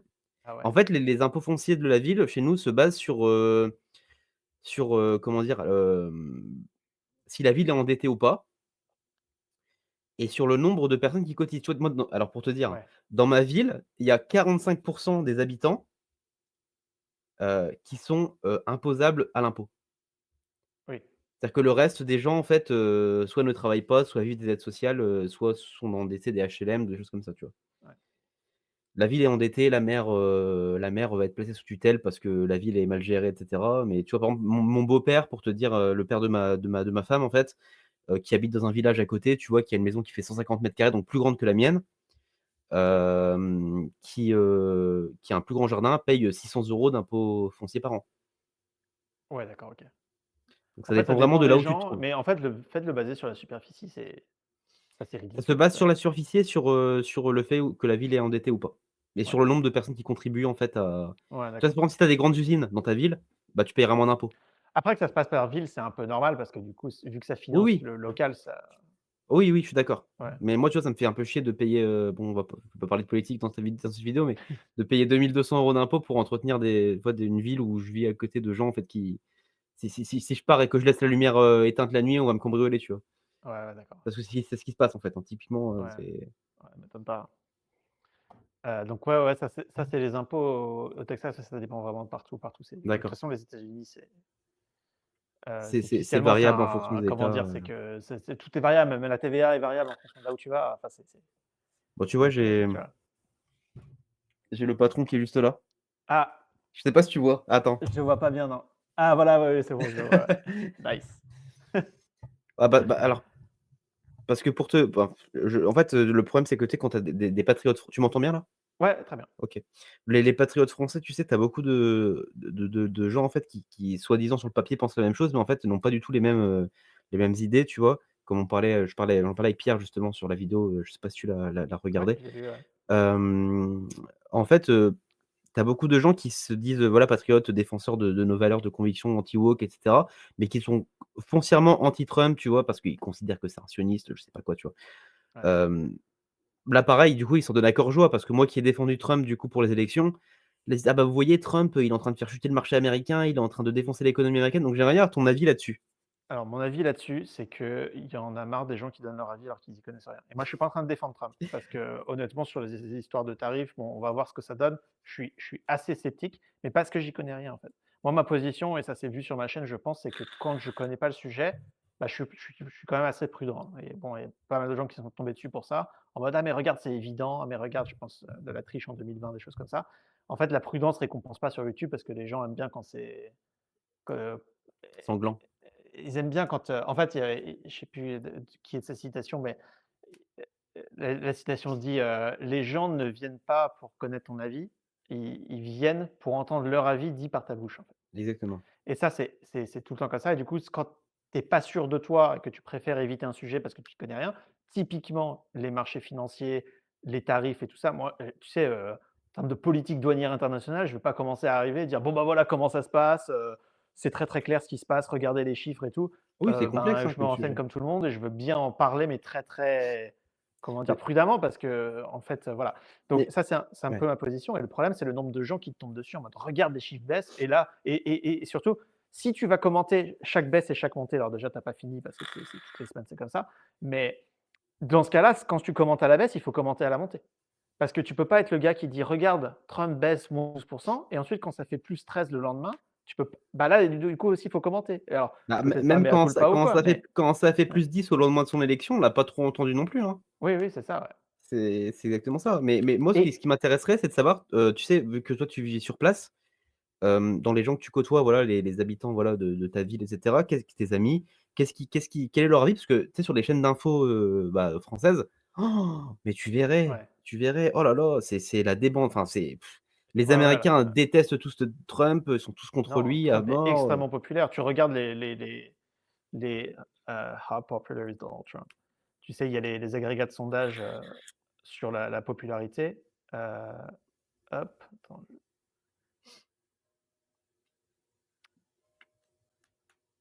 Ouais, on est à 45 de taux de popularité. Bon, en baisse évidemment depuis l'élection parce que c'est toujours comme ça. À Mmh. chaque fois qu'il y a un Oui, président bien qui est sûr. élu, tout le monde est chaud et en fait ça descend.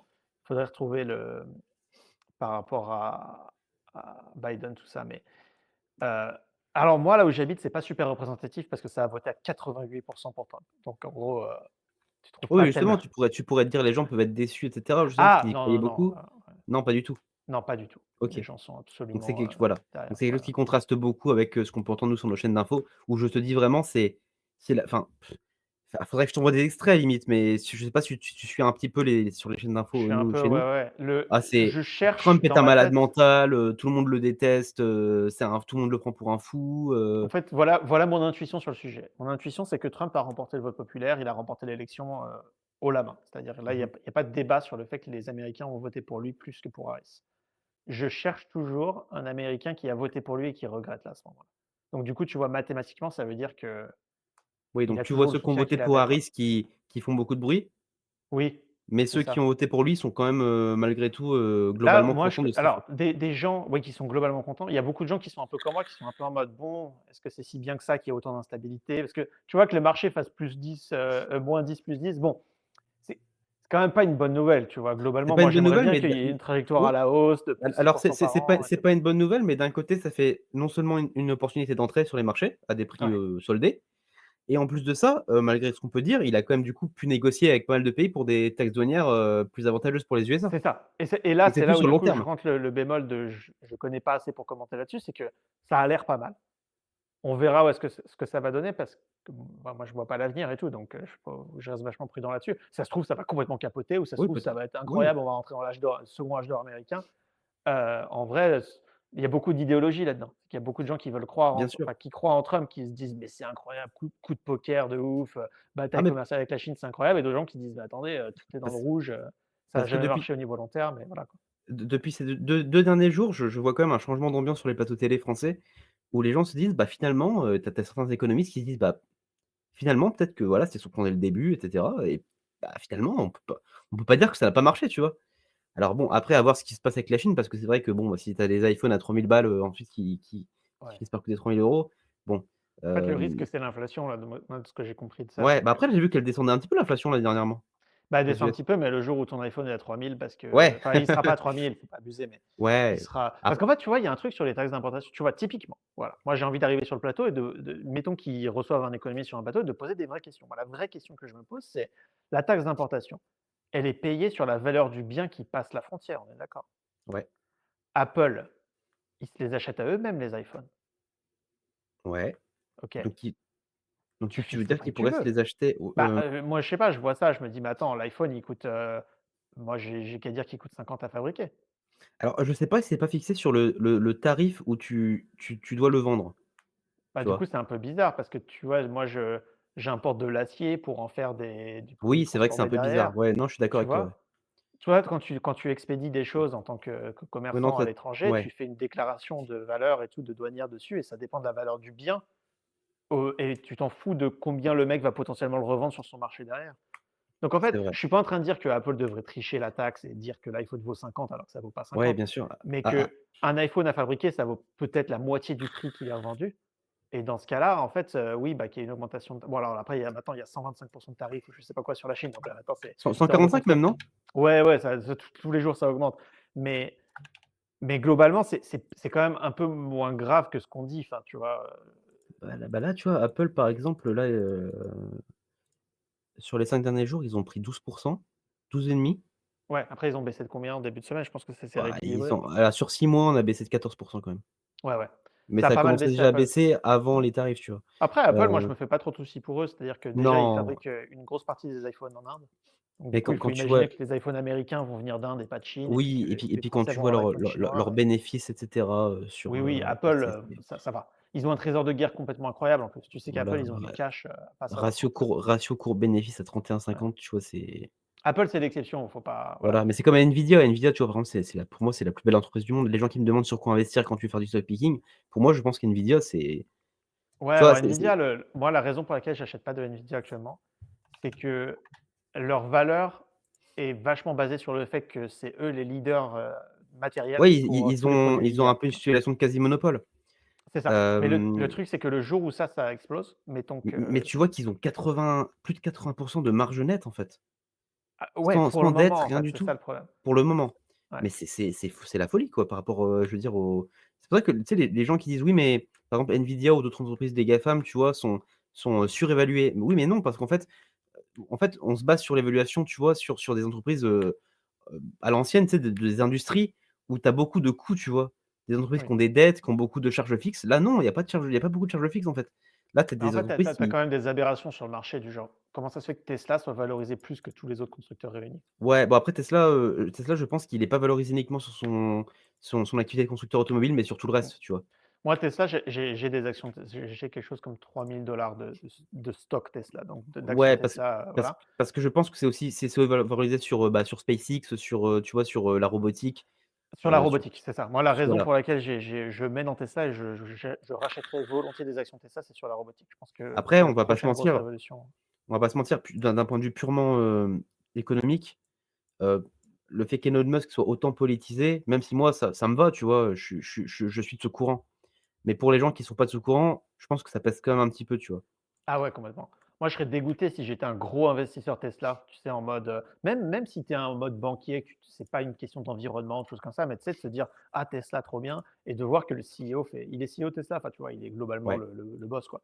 Je sais pas quel titre officiel il a dans l'entreprise, mais c'est globalement le boss, que bon, bah, il en fait, quand toi, tu es stakeholder, que tu as un intérêt dans l'entreprise, que l'entreprise marche, tu as pas envie que le CEO commence à faire n'importe quoi sur les Ouais, c'est enfin, tu vois, à ça. faire autre chose. Tu as envie qu'il soit à 100 dans l'entreprise. Donc je Bah comprends oui, que les mecs soient dégoûtés, quoi. qu'il l'ait soutenu pendant son élection, je pense que c'est très bien. Ouais, Mais le fait qu'il soit autant impliqué, qu'il soit clairement dans le gouvernement et cetera, tu vois? Bon là, je parle vraiment d'un point de vue purement économique, hein. ouais, Là, tu vois, depuis le début de l'année, Tesla a perdu quand même 37,5 tu vois? C'est quand même énorme pour les ouais. gens qui sont investis dessus en stock picking, voilà, Après ils sont moi j'ai acheté après les 37 donc du coup ça donc tu as va. acheté à ouais, donc bah, Ouais, je ouais, j'ai pense acheté que récemment là, il y a 2 moi mois. moi, je suis Ouais. pas de ceux qui se disent que Tesla, c'est fini, tu vois? Parce que tu as beaucoup de gens, tu as beaucoup d'un discours en France qui se dit: «Bah, Tesla, c'est terminé, faut En fait, vendre parce même qu'ils à veulent perte». que ce soit fini. Ouais, Voilà, moi, je suis pas d'accord avec ça, je pense pas, tu vois? Tesla, pour moi, je vois non. limite comme une crypto, tu vois? C'est très volatile, Ouais. mais enfin, pour moi, tu vois, tout ce qui marchera dans le futur, que ce soit l'IA, la robotique, voilà, la conquête spatiale, tu vois? Je pense que c'est des sujets d'avenir et je pense que Tesla, saura tirer son épingle du jeu, tu vois? Ouais. Même si elle est un peu déçue par, bah, voilà, les robotaxis qui sont quand même, pas prêts. Ouais, mais les robotaxis sont pas prêts, mais le truc c'est que la concurrence en alors les robotaxis, c'est le marché incroyable. C'est-à-dire que le jour où ça marche, il y a plus Karim le Uber qui vient te chercher à l'aéroport et qui te fait écouter sa Et radio pourrie. qui te viole dans un coin de Paris, ouais, Ouais, je vois ouais, très ouais, bien. c'est ça. Donc en fait, le jour où ça marche, les robotaxis, c'est la révolution absolue, on est d'accord. Donc Mais ça c'est-à-dire marche que c'est déjà, la en Californie, il y en a pas déjà? il y en a déjà et j'allais y venir justement et c'est pas ouf. C'est pas ouf. C'est pas ouf. C'est-à-dire que D'accord. souvent, il y a des situations, genre il y a des travaux, il y a un mec qui traverse, il y a un mec qui est garé en double fil et la voiture est confuse et dans ce cas-là, toi, tu as un bouton qui dit: «Hey, je suis bloqué là», et ensuite il y a un mec, avec un contrôleur de PlayStation qui bouge la voiture pour toi, tu vois? Donc en gros, tu vois comment ça D'accord, se passe. Donc là, pour le OK. moment, c'est comme ça que ça fonctionne. C'est-à-dire que ça marche pour 90 des trajets, mais je sais pas, je dis 90-10, mais voilà, tu as une partie des situations qui sont heureusement qu'il y a un mec quelque part dans une pièce qui peut prendre le contrôle de la voiture à distance et la bouger. Mais ça Au cas déjà, où, c'est quoi. pas mal, hein. Enfin moi je trouve ça Bah bien. non, Moi je c'est je prendrais un taxi, à Paris, hein. De ici j'en prends pas beaucoup, j'habite à la campagne, c'est pas l'ambiance, mais quand je rentre en France, je prendrais un robotaxi plus que le taxi de base à Paris ah qui est bah, je te le insupportable. conseille, je te le conseille largement, hein. Mais après voilà, après on peut dire, c'est vrai qu'aux US, hem, c'est quand même plus facile je pense, de développer une voiture taxi qu'en France, tu vois? Par exemple, moi dans ma ville où c'est très, tu sais, c'est très, médiéval, tu vois? Donc tu as Ouais. des petites rues, tu vois? Bah, par exemple, alors moi j'aime bien appeler, Olivier, l'homme à la voiture de rêve, parce qu'il a la voiture vraiment dont que je rêve d'avoir. Voilà Le Ram le Dodge 1500 Ram, V8. le voilà Longhorn, franchement magnifique. Alors ça Ouais. je rêve de l'avoir, mais alors en France c'est alors je sais pas combien ça coûte aux États-Unis, je crois Bah, que ça ça demandait commence à 35 000 et ça finit à maintenant il y a la version Tungsten, là, 2024, ils ont sorti un modèle encore plus gros que le mien. par exemple Enfin le pas plus gros, Longhorn, hein, mais le Longhorn, c'est à peu près quoi les gammes de prix? Pour la le version que Limited tu as? Longhorn que j'ai, Ouais, neuf, il était ça commence à 80 000. Après moi je l'ai acheté d'occasion, hein, parce que d'accord. 80 000 ça commence à OK. faire beaucoup, Bah, tu vois, nous d'occasion à 30-40 000 kilomètres, on est à peu près à 100 000 €. ah ouais, ouais, ouais, non, non, non, mais ça il y a aucun truck à 100 000, Voilà. aux US, non. Mais je rêverais Non d'avoir et ça, mais puis je c'est ne surtout que encore le prix d'achat, mais c'est qu'après tu payes ton litre d'essence, c'est que ça ah oui, bah, en fonctionne plus, tu ça. payes ton litre bah, le litre d'essence, là, il est à peu près à 1,75 je crois. 1,75 Ah €. d'accord. Ouais, bah là il doit être à 65 centimes, un truc comme ça ou Oh putain. 67 centimes. Ouais. Ah ça rend fou. Bon après, moi je ne pourrais même pas l'utiliser parce qu'en fait, si tu veux, déjà tu as une Smart, tu as du mal à passer par les routes, tu vois, du centre-ville. Ouais, il y a ça aussi, oui, oui, c'est pas adapté, hein. Enfin, Mais c'est le rêve, quoi. mmh, Moi, c'est ma voiture de rêve, tu vois? Il mmh. y en a qui veulent des Lambo, des Ferrari, je sais pas quoi. Moi non, moi c'est étant un grand fan de, bah, comme j'avais dit à Pierre, de de la série, Yellowstone. Ouais. Ah oui, c'est vrai qu'ils sont sponsorisés par RAM, à fond, ouais. Ouais, et alors eux, Ouais. je crois que c'est des RAM, 2500 ou 3500, Oui, je sais oui, même ils pas, ont c'est des des gros, trucs, gros, ouais. énormes, quoi. Nous, Ouais. en Europe, on a que les 1500. Oui. Oui. Ouais, ouais. Bon, c'est ce qui est déjà pas mal, tu me diras. C'est pas mal, ouais, ouais. Après Voilà. ouais, RAM, ils sponsorisent, tu sais, le film Twister, je sais pas si tu l'as vu, il est Ah, j'ai pas sponsorisé vu, non. par RAM aussi. Après tu as, étonnamment, tu as Chevrolet, ils font pareil, ils ont sponsorisé, alors je l'ai pas vu, mais le film Barbie, il paraît qu'ils ont annoncé une Ah, voiture. je l'ai pas vu non plus, je voulais pas m'infliger ça. Ouais, ouais, j'ai entendu Heu, que c'était pas ouf, mais bah, j'ai je le crois que ouais.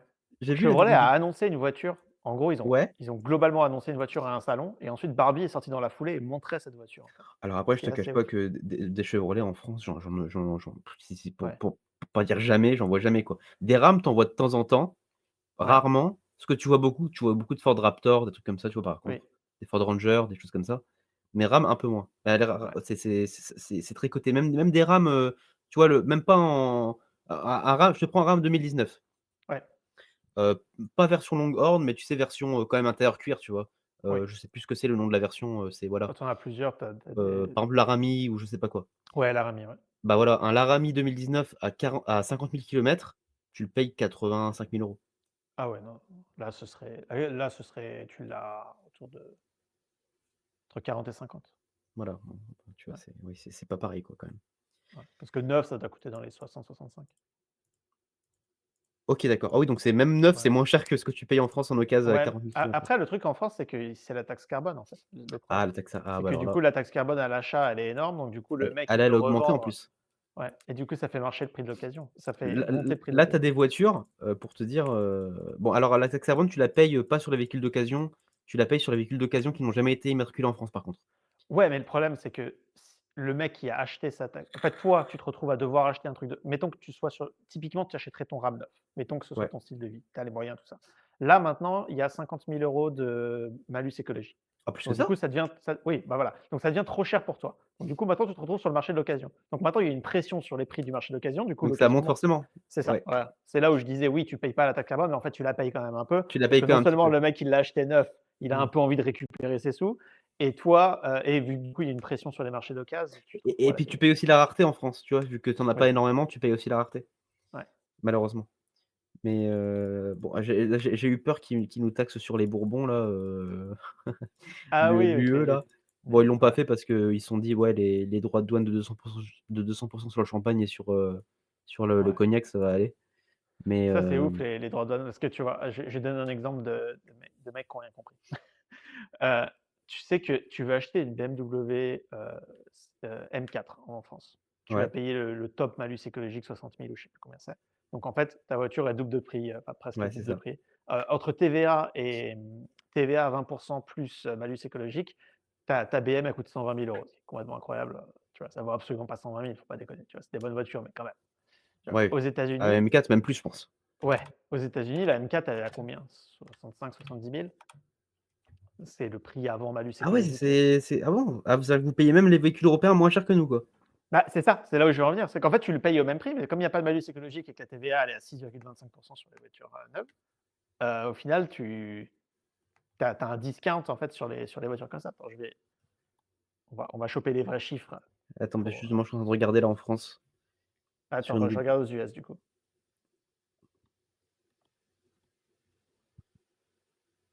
alors,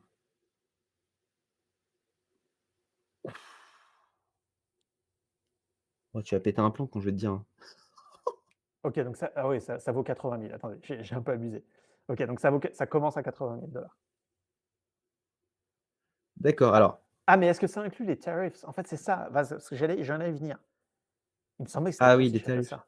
Parce qu'en fait, c'est ça. Les gens en France disaient: «Ah mais regarde, du coup, maintenant on va plus avoir de BMW aux États-Unis parce que tous les BMW berlines sont fabriqués, en Allemagne, je sais pas, mais en Europe et du coup, maintenant ça va devenir beaucoup trop cher» et je leur dis: «Bah oui, mais ça reste quand même moins cher que de l'acheter en France à cause des malus écologiques», donc en fait, Bah oui, parce ouais, que là, tu vois, par exemple, la BMW M4, compétition, voilà, la classique, quoi, ouais. hem, tu l'achètes en prix de base en France, 123 100 € et l'écotaxe, c'est de 70 000 €. Attends, elle est à 200 000? Bah ouais. Ah d'accord. Donc là, la M4 compétition coupée, du coup, elle coûte 84 000 hors taxe. Donc du coup, plus 6 de TVA, ça Mais fait, comment c'est 5 000, possible? elle est à 90 000. Bah, Comment parce c'est possible qu'en qu'on n'a prix de pas le base, elle soit taxé. moins chère? Mais même en prix de base, parce que moi, en prix de base, elle est à 123 000. Elle est à La 123 000 TTC, donc du coup, ça fait 100 000 hors taxe. Voilà, sinon c'est 123 000 TTC. Ouais, donc C'est ça fait c'est 100 000 hors taxes versus 85 000 hors taxes aux US. Donc ouais, elle est quand même moins chère en prix de base, c'est quand Elle même est pas quand mal. même bien moins chère, ouais et c'est Ouais, la compétition MX Drive coupé. MX Drive coupé, OK, elle est à 90 000 ici, donc elle est quand Mmh, même 10 000 de moins hors taxes. Ah ouais, ouais. comment ça se fait? Ouais. Bah, on se fait enfler et puis tout le monde est content, hein, c'est la France, hein, qu'est-ce que tu veux que je te Ouais, dise? ça marche. Ah oui, tu as reçu des questions des abonnés? Ouais, Parce que j'ai j'ai reçu vu des ta story d'hier. questions, Ouais, ouais, du coup, bon, je vais en poser certaines, voilà. Alors, on dit souvent que le meilleur moment pour acheter, c'était hier, tu valides? Alors, pour moi, oui, je valide à 100. oui, Il y a des gens qui essaient de timer le marché, ce qui est typiquement absolument impossible. Si c'était faisable, en fait, bah, tout le monde serait millionnaire, en fait, parce qu'en fait, il y a tellement d'argent possible à se faire avec le marché. D'ailleurs, d'où la polémique en ce moment, aux États-Unis sur, la potentielle manipulation de marché de Trump. oui. Heu, je j'ai pas d'avis là-dessus, particulièrement. Je pense qu'il était obligé de dire d'acheter à ce moment-là, c'est ce qu'il avait dit d'ailleurs dans les jours précédents, hein, d'en profiter pour acheter parce qu'il a pas tort. C'est vrai que quand le marché baisse, c'est toujours intéressant d'acheter. C'est le conseil de base, ouais. Et Voilà le et truc et aussi, c'est que si jamais ça avait mettons, pour n'importe quelle raison, le marché serait pas remonté, le commentaire aurait fait tu vois, personne voilà n'aurait dit, le «Ah, il a commun donné des mauvais, bah, c'est ça conseils». et d'ailleurs il l'a dit d'ailleurs dans les jours précédents que c'était le moment d'acheter, hein et tu vois personne n'a Mmh. tilté, particulièrement. En fait, là où tu vois, en fait, on célèbre des anecdotes. C'est que, tu sais, il y a eu cette histoire au moment où c'était au top, Warren Buffett a vendu l'entièreté de son portfolio. Tu as vu cette histoire? Ouais, ouais, ouais. Il a vendu pour 300 milliards de stocks, un truc complètement délirant. Et en fait, les gens ont fait genre: «Regardez ce génie de la finance, il a vendu avant que ça baisse de 10. Et le truc, c'est qu'ensuite, ça a repris 10. Donc du coup, il est où le génie de la finance? Oui, c'est Bah, très, c'est très ça bien, c'est un super bon move. Enfin, franchement, il a timé le truc absolument excellemment. Mais du coup, si jamais ça avait été soi-disant, bah, on l'appelle l'oracle de la finance, c'est qu'il aurait remis au moment où c'était à -10. bah, Le truc, c'est c'est qu'il ne l'a ça pas fait et parce que et c'était pas si évident que ça allait remonter. et surtout il aurait pu revendre davantage, avant que Trump annonce les droits de douane, tu vois, sur tous les pays. Parce Oui, qu'il avait quand même malgré qu'il ait vendu énormément, il avait encore des milliards investis, tu vois? Surtout sur Apple, où je crois que c'est sa plus grosse position. oui. Il a pas revendu spécialement à ce moment-là, tu vois? Avant les donc moi Ouais, je c'est suis ça. pas dans Enfin, tout cette ça pour dire, polémique. c'est pas pour dire: «Ah, Warren Buffett a fait un mauvais investissement, il Voilà, a fait c'est un mauvais ça. calcul». C'est juste qu'en fait, tu le sais pas et c'est super facile de voir une fois que ça s'est Voilà passé et de dire: «Ah regarde, et à ce moment-là, il y a un mec qui a fait un coup de génie». Mais en fait, exactement. lui, de son point de vue, c'était un coup, mathématiquement calculé, tu vois? Je dis pas Mmh qu'il mh. fait tout au hasard, mais il a eu énormément de chance sur le timing et tant mieux pour lui, tu vois? Et puis il a l'expérience aussi des marchés et puis, Oui, bon, bah, pour moi la question me dire, le meilleur moment pour acheter c'était hier, je suis d'accord parce que même si ça montait, même si ça monte et que demain ça perd, 10 bah, pour moi ce serait quand même le bon moment pour acheter parce qu'en fait, si vous êtes investisseur sur le long terme, en fait, ça n'a pas d'intérêt, en fait, ça n'a pas d'importance, en fait. Que le marché oui. baisse ou monte dans les mois à venir, dans les années à venir, ça n'a pas d'importance. Parce que si votre horizon de temps c'est 15, 20, 25 ans, 30 ans, les vous serez forcément, gagnant et largement plus que ce que vous pourrez mettre sur votre livret A ou tous vos livrets de merde, qui Oui. vous rapportent absolument rien. Donc, pour moi, Donc oui, le meilleur moment d'acheter, c'était hier et le second meilleur moment, c'est aujourd'hui. c'est aujourd'hui. Exactement, bah, parfait, voilà, tu as tu Mmh. très bien, répondu à la question. Ensuite, alors, que pensez-vous du bitcoin? Bitcoin. Moi, j'ai une opinion impopulaire sur le bitcoin. Je pense qu'on a la même opinion alors peut-être. Moi, je pense que j'aime pas les choses 100 spéculatives et le truc, c'est que le bitcoin, c'est 100 C'est ça. spéculatif. Mais les cryptos en général d'ailleurs, pour moi les Ouais. cryptos en général sont extrêmement spéculatives, même si elles peuvent avoir des intérêts, quelconques pour divers, Oui, oui, bien tâches, sûr. technologiques, voilà. Mais pour moi, c'est très, très, très spéculatif. Tu peux te faire beaucoup d'argent avec le bitcoin, avec, d'autres, cryptomonnaies également. Tu peux devenir riche du jour au lendemain. Oui, d'accord, je suis d'accord. Mmh. Si tu as beaucoup de chance, ça concerne vraiment très peu de gens. Par contre, tu peux aussi perdre énormément d'argent très vite et en fait, le problème du bitcoin ou des cryptos en général, c'est qu'en fait, c'est basé sur pas grand chose, tu vois? C'est basé sur la confiance qu'ont les gens en cette cryptomonnaie et Complètement sur la et il valeur y qu'on a leur pas donne. d'asset en dessous, en C'est fait. ça, il y a pas d'asset en dessous et tu as pas de performance, tu vois? Par exemple, sur l'entreprise, tu peux te baser sur ses rendements, sur ses bénéfices bruts, ses bénéfices nets, sur, est-ce qu'elle a de la dette? Est-ce qu'elle est en monopole ou quoi? Tu vois? Alors tu as des choses sur lesquelles te baser. Sur les cryptos, tu as beaucoup de gens qui me demandent des choses par rapport aux cryptos. C'est très bien les cryptos, mais moi je suis pas investi spécialement sur les cryptos parce qu'en fait, c'est pas quelque chose où tu peux raisonner de manière, heu, de manière, normale en fait sur ce genre d'assets parce qu'en fait, tu te bases sur pas grand chose en fait, tu vois? En fait, tu Là te bases le sur: «Est-ce que les gens autour de moi vont remettre un billet?» c'est ça. Donc et du coup, le ça le va bitcoin monter. peut très bien arriver à 200 000, à 300 000 $, j'en sais rien, tu vois, dans les années à venir, peut-être. Mais il peut très bien aussi passer à 50 000, tu le sais pas, en fait. Ouais, Donc pour moi, c'est pas quelque chose, en tout cas, que je conseillerais. Après voilà, tu peux très bien en faire un petit peu, tu peux faire 10 de ton investissement en crypto parce que voilà, ça peut te donner une bonne performance et ouais, cetera et puis même si tu les perds, voilà, c'est pas la fin du monde non plus.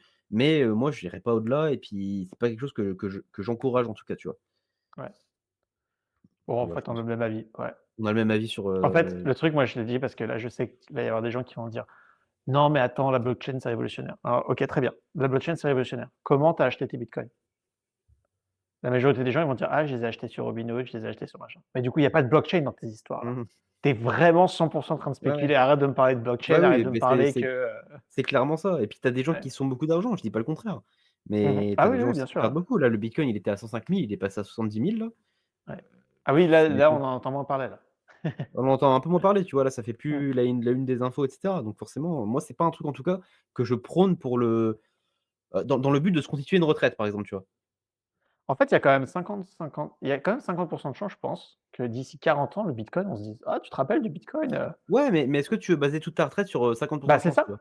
Bah, absolument pas. C'est Alors que super par exemple, risqué, en fait, si quand si tu tu raisonnes si comme tu ça. si tu mises sur le S&P ou si tu veux un peu plus de risque et de performance sur le Nasdaq où ça chute davantage quand ça chute, mais ça monte davantage quand ça monte. Moi, je pense que le Nasdaq, par exemple, tu peux te baser sur des arguments qui sont, qui sont C'est parce qu'il y a des vraies entreprises, en fait, tu des derrière. vraies entreprises, tu vois? Et puis tu as l'analyse de te dire, oui, ce qui va marcher dans le futur, c'est quoi? Bah, c'est les entreprises techno, tu vois? Mmh. Voilà, c'est donc je Parce pense que que là, le voilà. truc avec le bitcoin, c'est que les gens se disent: «Ah, mais ça va pas mourir, regarde, il y a tellement de milliards dans le bitcoin que ça peut pas s'exploser». Mais Bah, peut-être pas. bah, peut-être, mais en fait, peut-être qu'un jour, va y avoir une autre coin qui va être aussi populaire et du coup, les gens vont vendre leur bitcoin petit à petit. Je dis pas que ça va crasher du jour au lendemain, mais petit à petit, ça va descendre jusqu'à ce qu'il y ait la nouvelle coin populaire qui prenne Mmh mh. et si ça arrive, bah, tu es mort. Alors que le S&P, pour que tout le monde retire l'argent du S&P pour aller le poser, je sais pas, en Europe, en Chine ou n'importe quoi, bah, ça va Oh prendre bah, ni vraiment du temps et le truc, c'est que là, tu supposes que les entreprises américaines valent zéro, ce c'est qui est un ça. pari qui est Et puis je tiens pareil, pas le pari. investir sur les marchés émergents, il y a beaucoup de gens aussi qui me disent: «Ouais, ça peut être intéressant d'investir en Chine». Moi, je suis pas certain que ce soit intéressant d'investir en Chine parce qu'en fait, OK, il y a un potentiel de croissance encore qui est intéressant là, mais en fait, le problème, c'est que tu investis sur des marchés en fait, d'un pays qui est dictatorial en fait, tu vois? Mais c'est ça, ouais, ouais. Là, tu as eu l'exemple en fait du patron d'Alibaba là qui a fait son entreprise qui était vraiment très performant et tout. Le mec, il a disparu pendant je sais pas combien de mois, tu vois? On sait pas où il est passé et l'entreprise a Ouais. limite été nationalisée, tu vois? En Moi, fait, je tu parie pas sur la moi, je Chine, parierais pas absolument sur la pas. Chine et Ouais. cetera. Moi, tu vois, c'est pour moi le tu peux parier un peu sur l'Europe, mais l'Europe, en fait, est tellement dépendante de absolument tout et tellement réglementée, tellement pour moi, si vraiment, pour ceux qui veulent commencer, les gars, si vous voulez pas prendre trop de risques, si vous voulez avoir des bonnes performances, si vous voulez être bien sur votre portefeuille et cetera, investissez sur le S&P, c'est très basique, hein, c'est pas Mmh. pas quelque chose de Marché compliqué. Il y a des US, gens hein. qui voilà, c'est ça, le marché US, ça performera toujours, je pense, en tout cas pendant encore un certain nombre de décennies. Ouais. Et je pense que l'avenir est là, en fait et tu le vois de toute façon, est-ce que tu as un réseau social européen? Non, tu as pas de réseau social européen. Est-ce que tu as de la technologie européenne? Non, tu as pas. L'IA, on est à la traîne, Oui, il y a vite mais fait de l'IA, ouais, un petit tu as de peu, la quoi. et encore, comme tu vois, les Mais gens qui sont heureusement, tu vois, qu'il y oui, a un mais petit peu de quelque chose, en fait. il y a un petit peu, mais le problème, c'est Mais que les gens qui sont calés là-dedans, bah, ils vont pas rester en France, ils vont aller aux US, tu vois? ouais, C'est ce qu'on dit toujours, en fait, la fuite vers l'avant des cerveaux va vers les US, tu vois? Ils vont pas vers la Chine ou ils vont pas vers, ils vont pas non, non. ils restent pas aux C'est là où la Chine, bon, très bien. Ouais, enfin, après, c'est comment dire? J'ai pas envie de faire l'oracle, là, genre: «Regardez, je vais vous prédire le truc». Moi, je parie pas sur les régimes comme ça. moi non plus. Ça finit toujours par s'écraser et je Bah, serais on est pas d'accord surpris que ça s'écrase, ouais. d'accord là-dessus, encore une fois, tu vois? Mmh. Alors ensuite, on me demande, bah, alors comment et par où commencer? Donc, comment alors en France, si vous êtes en France, moi je suis grand partisan du PEA qui pour moi est un formidable outil de défiscalisation parce qu'en fait, vous passez de 30 sur des de 30 à 17 17,2 sur, des marchés où vous pouvez investir aussi sur les US, indirectement via des ETF ou synthétiques. Donc ça, c'est très, très, très, très intéressant, sachant qu'il y a 150 000 € de versement, vous avez de la marge en fait. Donc avant de mettre de l'argent sur des comptes titres, sur des actions, bien précises et cetera, moi je pense que vous devriez d'abord remplir votre PEA parce que voilà, en fait, vous faites du simple au double, en fait, sur la plus-value, en fait. Vous payez moitié moins plus-value, en fait, donc c'est formidable. Mmh. Bon, pourvu que ça dure parce qu'on ne sait pas de quoi demain sera fait en France, tu vois? Mais pour l'instant, en tout cas, c'est ce que je vous conseille et d'ailleurs, bon, bah, je on fait toujours ma petite pub. Je vous conseille bon, il y a plein d'applis qui sont très bien. Déjà, n'allez pas surtout faire votre PEA sur une banque traditionnelle parce que vous allez payer des frais de dingue en gestion de compte et cetera. faites de la gestion libre, c'est très simple. Si vous avez des problèmes, vous m'envoyez un message sur Instagram, je vous orienterai. Soit vous avez des voilà, je sais pas, Trade Republic, moi je conseille Boursorama parce que c'est de la filiale, SG donc voilà, Société Générale, c'est une voilà, grande banque. Vous avez des frais très, très, très bas. Ils ont un partenariat avec BlackRock pour les ETF, donc vous payez même pas de frais de gestion du tout. Vous êtes même pas à 0,14, vous êtes à 0, donc vous payez rien du tout, même sur les dépôts, les retraits et cetera. Donc bon, bah, si ça vous intéresse, même pour ouvrir un compte, je vous mettrai mon lien de parrainage dans la description. Vous ferez 130 balles gratos en 5 minutes et vous aurez rien à dépenser, c'est totalement gratuit. Donc ce sera toujours bon pour vous Ouais. Ah, c'est et une bonne réponse, hein, c'est là. C'est p le gars demandait, par où je commence, tu commences par là. c'est ça. Bah, en tout cas Ouais. pour ceux qui sont en France. Moi je parle, voilà, parce que Oui. je connais pas assez les marchés. Bah, je pense que la plupart des gens qui me suivent sont en France. Oui, oui, voilà, ça sert à rien de parler des US là, c'est oui, Voilà. oui. Après c'est toujours intéressant de comparer malgré tout et d'ailleurs, bon, bah, la dernière question, je pense que, bon, ça a pas trop de rapport avec la finance, mais bon, quoique, peut-être que là, du coup, je te laisserai la main. C'est, quelqu'un qui me demande les étapes, indispensables pour une expatriation. Les étapes indispensables pour une expatriation, bah, c'est déjà, trouver ton plan visa en fait, parce que c'est pas facile, d'aller aux Mmh. États-Unis. Au niveau des visas, c'est quand même assez bouché. Donc du coup, la première étape, c'est d'aller voir sur ma chaîne, il y a une vidéo comment s'installer aux États-Unis. Je dis pas ça Voilà. pour, faire de la Non, pub mais et tu tout, as mais raison. c'est parce qu'en fait, il y a toutes les infos dedans et tu vas te rendre compte que c'est pas si facile que ça. Mmh mh. Et que voilà, sans rentrer dans les détails de visa et tout, c'est pas évident. Il y a des visas de en fait, il y a aucun pour faire très court, pourquoi c'est compliqué, il y a aucun visa aux États-Unis qui c'est pas comme s'il y avait le visa numéro 1, ensuite tu as le visa numéro 2, numéro Mmh. 3 et ensuite tu as un chemin clair vers comment je reste indéfiniment aux États-Unis. Ça existe pas. En fait, pour rester indéfiniment aux États-Unis, il faut avoir une green card et avoir une green card, tu peux l'avoir que de 4 manières différentes. Soit tu l'achètes, ça coûte à peu près 1 000 000, donc si tu as pas 1 000 000, c'est mort. Soit tu maries une américaine, Mmh. soit tu, trouves une entreprise qui veut te sponsoriser, bonne chance, parce qu'ils vont vouloir épuiser tous les visas moins chers à Avant de obtenir pouvoir, avant, oui. soit tu, le gagnes avec la loterie. Donc faites-le, c'est en novembre, il y a un tirage au Voilà. sort en fait, qui est organisé par on dirait le film The Island, je sais pas si tu l'as vu avec, Je l'ai pas Ewan vu. McGregor, bon Mais bref, c'est un a monde despotique alors c'est pour toute ta famille ou pour juste toi, quand tu joues à la loterie? quand tu joues à la loterie, c'est pour toute ta famille. D'accord. Enfin, c'est ta famille, c'est ton épouse et tes enfants, hein, c'est Oui, pas, oui, oui. ta famille, voilà, de premier plan, quoi. Oui, oui, voilà, c'est ça. Ah bah, on Donc joue faites la avec, loterie, c'est gratuit avec Pierre, on joue et tous les ans, donc peut-être qu'on va te rejoindre bientôt. ouais, ouais, non, mais il faut jouer, faut jouer. Je tu sais que j'ai un abonné qui l'a gagné.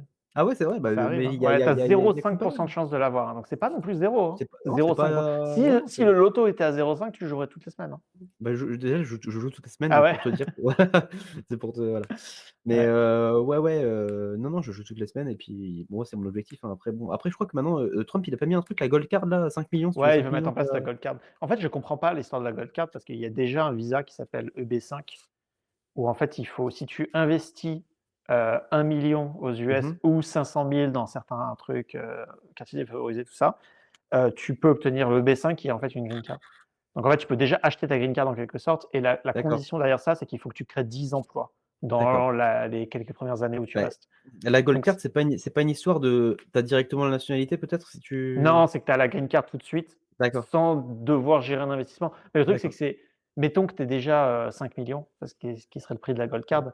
Pour 5 000 000, tu trouves une agence qui va aller gérer ton investissement toi-même. Parce qu'en fait, il y a des agences qui sont spécialisées là-dedans. Tu leur dis: «Attendez, moi, il faut que je crée 10 emplois en et j'ai pas envie de commencer à faire un business, d'embaucher des gens et tout» et eux, ils te mettent en contact avec des business qui ont déjà, d'accord. tu vois? Donc en fait, c'est déjà possible d'acheter sa green card entre guillemets aux Mmh mh. États-Unis et ça coûte moins cher que 5 000 000. D'accord. Je comprends pas trop là où ils vont en Ouais, venir avec ça, c'est vrai gold que c'est card. pour ça que je comprenais pas trop la différence non plus. Ouais. Bon, si un jour j'ai 1 000 000, j'investirai dans Chasse au Texas et puis, Ouais, c'est s'ils cherchent des et puis voilà, actionnaires, je des investisseurs, ouais. donc Après, voilà. pour créer 10 emplois, la barre est quand même assez haute, hein, tu vois? 10 emplois, ouais. Bon C'est après que ça avec 1 commence à être 000 000, beaucoup, tu vois? ouais. Ouais. Bon après je suis d'accord, les salaires sont pas les mêmes aux US qu'en France, Mmh mh. j'imagine, parce que je crois que nous le salaire médian, je crois que c'est 28 000 € par an. C'est la médiane aux US, c'est 45 000, il me semble. Ouais, donc c'est pas la même chose, tu vois? Non. C'est pas la même chose. Bon, tu as à payer ta En mutuelle, je fait, sais c'est ce pas que je trop dis aux comment ça. gens parce qu'il y a plein de gens, tu sais, qui disent: «Ouais, aux États-Unis, quand tu es pauvre aux US, c'est quand même pas ouf et tout». OK, très bien. L'État le plus pauvre en termes de revenus aux États-Unis, c'est la Virginie occidentale et c'est le même salaire qu'un Français, moyen. Donc tu prends la zone la plus pauvre aux États-Unis, c'est la moyenne en France. Voilà. Il y Voilà. a rien à dire. bon, je suis d'accord, tu as peut-être moins de choses à payer, je veux dire, bon, en fait, tu les payes aussi en France, tu vois? Parce que je vois des gens, tu as pas à payer ouais, mais tes cotisations sociales, tu les payes combien, tu vois? Tu Oui, payes combien de c'est cotisations ça. sociales, tu vois? Ouais, C'est quand tu as un salaire à 2 000 balles, en fait, tu vois, ton patron, il paye 4 500. Enfin, c'est ça. c'est une folie, Ouais. tu vois? C'est pas tenable et puis, en fait, tu sens que tu le payes, tu vois, par exemple, ta mutuelle, nous, on la paye sur notre, on se rend pas compte parce qu'on le paye pas, tu sais, on le voit pas. Mais en fait, c'est prélevé sur ton salaire, en fait. La santé coûte super cher en France, les gens s'en rendent pas compte, hein. Bah, déjà, la santé coûte cher en France et en plus de ça, Ouais, la santé est abominable parce que moi, j'ai tu sais, pour trouver un médecin généraliste en France, je parle pas à un spécialiste, hein. Parce qu'un mmh, spécialiste, moi, tu vois, par exemple, j'ai des lunettes, si je veux un rendez-vous chez l'ophtalmo, c'est au moins 8 mois, tu vois? ouais, je sais bien, ouais. Voilà, il y a Heu, des gens qui, tu sais, qui me tombent dessus sur Twitter en mode, «Ah mais tu seras bien content quand tu auras un problème de santé de revenir en France». Mais jamais de la vie. Je vais te raconter une anecdote. Je connais quelqu'un, je vais pas rentrer dans les détails parce que du coup, faut pas exposer la personne qui est américaine, qui a déménagé en France, qui a bossé dans un très bon job en tant qu'ingénieur dans une très grosse entreprise qui fait de l'ingénierie en France. Encore une fois, je rentre pas dans le détail, mais mmh, du coup, grosse mutuelle, gros CDI, gros salaire, aucun problème. Elle a eu un problème de santé, donc bien sûr, elle habite en France. Elle va, commencer à aller voir des médecins, ils commencent à faire des examens, des trucs, personne ne trouve ce qu'elle a, c'est compliqué d'avoir des rendez-vous, il faut aller à l'hôpital faire des examens et tout, tout, tout. Bref, elle est un peu inquiète, tu vois? Parce qu'elle sent que sa santé se dégrade et que les mecs ils trouvent pas, elle se sent pas bien pris en charge. Elle a préféré faire des allers-retours pour rentrer aux États-Unis, payer de sa poche, parce que du coup, elle avait pas de mutuelle ni d'assurance aux mmh. États-Unis, pour se faire soigner dans des hôpitaux publics américains. Elle parle même pas d'aller se faire soigner dans des cliniques de la folie et Ouais, tout, bien elle est sûr. pas non plus milliardaire, hein. Elle a préféré faire ça parce qu'elle avait tellement peur pour sa santé que de «profiter» entre guillemets du système français, pour lequel elle payait. Parce que du coup, son salaire, chez dans la grosse entreprise, une partie des cotisations partait en mutuelle et en santé française. Elle n'était tellement pas satisfaite des soins en France, elle avait peur vraiment pour sa santé, elle préférait s'endetter, enfin, je ne sais pas si elle l'a sorti en cash ou quoi, mais en tout cas, elle préférait dépenser des dizaines de milliers d'euros pour prendre l'avion pour aller se faire soigner aux États-Unis, que de continuer à être en France, là où elle avait peur pour sa santé. Tu te rends compte? Et pourtant la France, c'est pas, on n'est pas dans le bas du panier en termes de Bah, santé, non, hein. Je bien suis pas en sûr. train de dire que c'est le tiers-monde, hein. Mais alors attention parce que bientôt on va peut-être le devenir parce que moi je te Oui, dis, bah, là, ton exemple est parlant et j'en connais beaucoup qui sont comme ça et tu vois, moi, par exemple, c'est ah bah, si tu as pas de médecin généraliste, tu vois, ma femme, par exemple, tu vois, elle avait un médecin, il a pris sa retraite et ben, elle ne ça fait 6 mois, elle ne peut pas trouver un médecin généraliste. Ils ne ouais, prennent pas de nouveaux patients, tu vois? Et si tu as la moindre couille, tu vois, je sais pas, même je te parle pas d'un truc grave, je sais pas, tu as une grippe ou je sais pas quoi, faut que tu ailles voir ton médecin généraliste, bah, c'est 3 semaines d'attente. ouais. Donc tu vois, c'est Ouais, bah, du coup, pas tu as plus de grippe. voilà, bah, tu as plus de grippe, tu vois, ça guérit tout seul. Bah, l'avantage, c'est ça, tu vois, c'est qu'ils ont plus de Ouais, l'avantage, médicaments. c'est que ça guérit tout seul, ouais, c'est ça. Mais c'est grave quand même dans un système où, Ouais. comme tu dis, enfin, comme on a dit, tu vois, tu es le plus taxé du monde, les frais de santé, voilà, enfin, Ouais, tout c'est est facile. prélevé un max pour ça, tu vois? Et puis Tu finalement, parlais ça marche d'ophtalmo, moins bien. je te racontais comment j'ai acheté ces lunettes, donc je voulais des nouvelles lunettes, parce que lunettes un peu vieilles et tout. Donc déjà les ophtalmos ici, ils sont chez l'opticien. Donc en fait, dans le même bâtiment, tu as le docteur et le vendeur de lunettes. Et ils te font les lunettes au même endroit en plus, non? Ils te font les lunettes, alors, Ouais. non, les verres, ils sont faits ailleurs et ensuite ils Ah sont ouais? expédiés. Ouais, ouais, donc je vais t'expliquer le Ah, truc. OK, Donc tu vas-y. arrives, sans rendez-vous: «Bonjour monsieur l'ophtalmo, est-ce que je peux avoir une consultation?» Là, le gars, il fait: «Bah oui, bien sûr, il y a 10 minutes d'attente». Donc là, tu arrives, tu payes rien parce qu'en fait, ton assurance paye, hein, je dis pas c'est pas gratuit, hein. Il y a quelqu'un qui paye l'ophtalmo, ça s'appelle ton assurance. Donc tu payes rien de ta poche. Ensuite, toi, tu as ta prescription là, que tu ressors 30 minutes plus tard, tu as ta prescription. Tu vas voir le vendeur de lunettes qui est dans le même bâtiment. Le mec, il te montre les montures, il commence à voir l'amincissement des verres, quel type de truc, est-ce que tu veux du anti-reflet, du je sais pas quoi, tu commandes tes trucs. À la fin, mes lunettes m'ont coûté la moitié du prix que j'avais payé en France, une fois que la mutuelle avait remboursé. Pour des verres encore plus fins, parce que du coup, il y avait des nouvelles Mmh. technologies et tout, voilà. Parce que moi, Double amincissement, tout j'ai ça. besoin OK. de loupe, de Ouais, moi l'espace, aussi. hein. Et au final, ça m'a coûté moins cher qu'en France. Mes lunettes étaient prêtes en moins d'une semaine. En 5 jours, j'avais mes verres et tout monté et tout. Et pas de rendez-vous, l'ophtalmo, je me suis pointé vraiment comme ça, quoi. Le Bah, délire. c'est Mais c'est pas bah, un délire ici, c'est comme ça que bah, ça non, mais marche, en c'est fait. ça, mais tu vois, bah, alors, peut-être que c'était une clinique spéciale où j'ai été. Moi, tu sais, j'étais parti en vacances aux États-Unis, j'étais à Miami ou Key West, je sais plus où c'était. Ouais, Et bah, pas de chance, j'ai cassé mes lunettes. OK. Et du coup, j'ai été à une clinique là, enfin un ophtalmo, opticien et cetera et bah, ils m'ont refait mes lunettes. J'y étais le matin, l'après-midi, j'avais mes verres qui ils étaient faits sur place, en fait. Ah ouais, mais c'est Ah complètement ouais dingue ça. Ouais. et Et parce que c'était tu ouais, avais ouais. une prescription, Parce que je j'y connais rien en verre, mais j'ai l'impression qu'ils sont tous un peu custom, non? Mais du coup, là, ils t'ont fait un truc qui était, qui dépannait ou qui t'ont Ah fait bah, vraiment écoute, du non, next ils m'ont level? fait vraiment le truc, clean. Ah, c'était un gros truc, hein, c'était un gros truc. Ouais, Peut-être qu'à mon avis, c'était ouais, à mon avis, ça devait être l'endroit où ils fabriquaient les verres et comme enfin, ils avaient aussi un ouais, aspect, d'accord, c'est dingue, ouais. opticien, voilà et ils me l'ont fait vraiment et pourtant moi j'ai des verres, je te dis, je suis hyper métrope, à plus, 8 dioptries, tu vois? Donc vraiment OK, ouais, la tu vue, besoin, ouais. abominable. Et j'y voyais même mieux qu'avec mes verres français, tu vois? Et pourtant j'ai dû payer de ma poche et même en payant Oui, de ma poche, bah, tu vois, bon, c'était plus cher que ce que j'aurais payé en France parce que du coup, je j'étais pas remboursé. ouais, Mais la facture quand même, sur facture, c'était moins cher que ce que me facturaient, les opticiens en France, tu vois? ouais. Parce qu'eux, Bah, ils en fait, le surfacturent, ils problème s'en des foutent, c'est opticiens, remboursé, tu c'est que, vois? bah, oui, ils sont remboursés. En fait, c'est ça, Voilà, ça fait augmenter les prix, ouais. donc mais Il y j'ai avait un truc en France sur les panneaux solaires. C'était genre typiquement à l'époque, hein, tu vois, il y a 20 ans, l'installation mmh mh. typique d'un panneau solaire, c'était 5 000 €, un truc comme ça. Mettons que ce soit 5 000. L'État a commencé à dire: «Ah bah, vu que l'installation moyenne c'est 5 000, on va donner un crédit d'impôt de 5 000 et ben, du coup, maintenant le prix c'est 10 000. Bah, c'est ça. Du Bah, coup, oui, toi, tu forcément, mais ressors c'est toujours comme 5 000 partout. et ouais, ouais, C'est comme l'isolation, enfin, c'est comme tout, en fait, c'est ouais. ça donne lieu à des arnaques abominables parce qu'en fait, l'État est trop généreux, avec l'argent des autres, en fait. Oui, avec l'argent des autres, c'est ça le problème, ouais. C'est le Non, gros mais la problème. santé, aux États-Unis, c'est et puis il y a toujours cette histoire. Moi, ce qui me fait trop rire, c'est les gens qui disent: «Oui, mais si au moment où tu arrives à l'hôpital, aux urgences, on te demande ta carte bancaire». Mais est-ce que tu penses vraiment que tu vas arriver avec un bras coupé et le mec va dire: Où est ta carte bancaire?» Mais ça se passe pas comme ça, mais vous vous rendez compte? Alors oui, il va falloir payer la facture, slash l'envoyer à votre assurance, parce qu'en fait, Mmh. c'est comme ça que ça va se passer et bien sûr, au final, quelqu'un va devoir payer le docteur, hein. Mais ça, c'est normal, en fait. Je Mmh. comprends pas et en plus, en France, c'est pas comme si les docteurs étaient travaillaient pour l'État. Les docteurs sont pas fonctionnaires en France. Donc en fait, je comprends même pas que les gens fantasment sur ce truc-là en mode: «Ah Non, mais il y a mais c'est rien à ça. payer». Ouais. Mais attendez, à un moment, il faut que le docteur soit payé. Donc il est payé par un système d'assurance, très bien, on est d'accord que ce soit un système comme ça, mais il faut arrêter de dire que c'est gratuit, c'est absolument pas gratuit. À un moment, il faut que quelqu'un Mais paye le docteur. mais les gars, de toute façon, les gens qui ont ce genre d'argument, écoutez, tous les gens qui sont expatriés vous disent la même chose. Olivier, si c'était pas, s'il pensait pas ce qu'il dit, il serait rentré s'il était pas content de son expatriation, tu vois? Ouais, Je pense que tu es ouais, il y très a content ça. d'être là où tu es actuellement. Complètement. Après, ce que je pourrais dire, c'est je pourrais être content globalement de ma vie aux US et dire: «Ouais, c'est vrai que la santé, c'est un point noir». Mais non, même pas. Je pense Ouais, vraiment que tu es mieux soigné ici. De toute façon, oui, il faut le voir. Regardez tous les acteurs d'Hollywood. Regardez un Ryan Gosling qui est canadien, un Justin Bieber, on en entend parler là. Je sais pas si tu as vu sa photo, j'ai pas récemment. fait gaffe, Il non. a pris méga cher. Il a bah, ouais, bon bref, il y a des histoires de pas cool avec lui.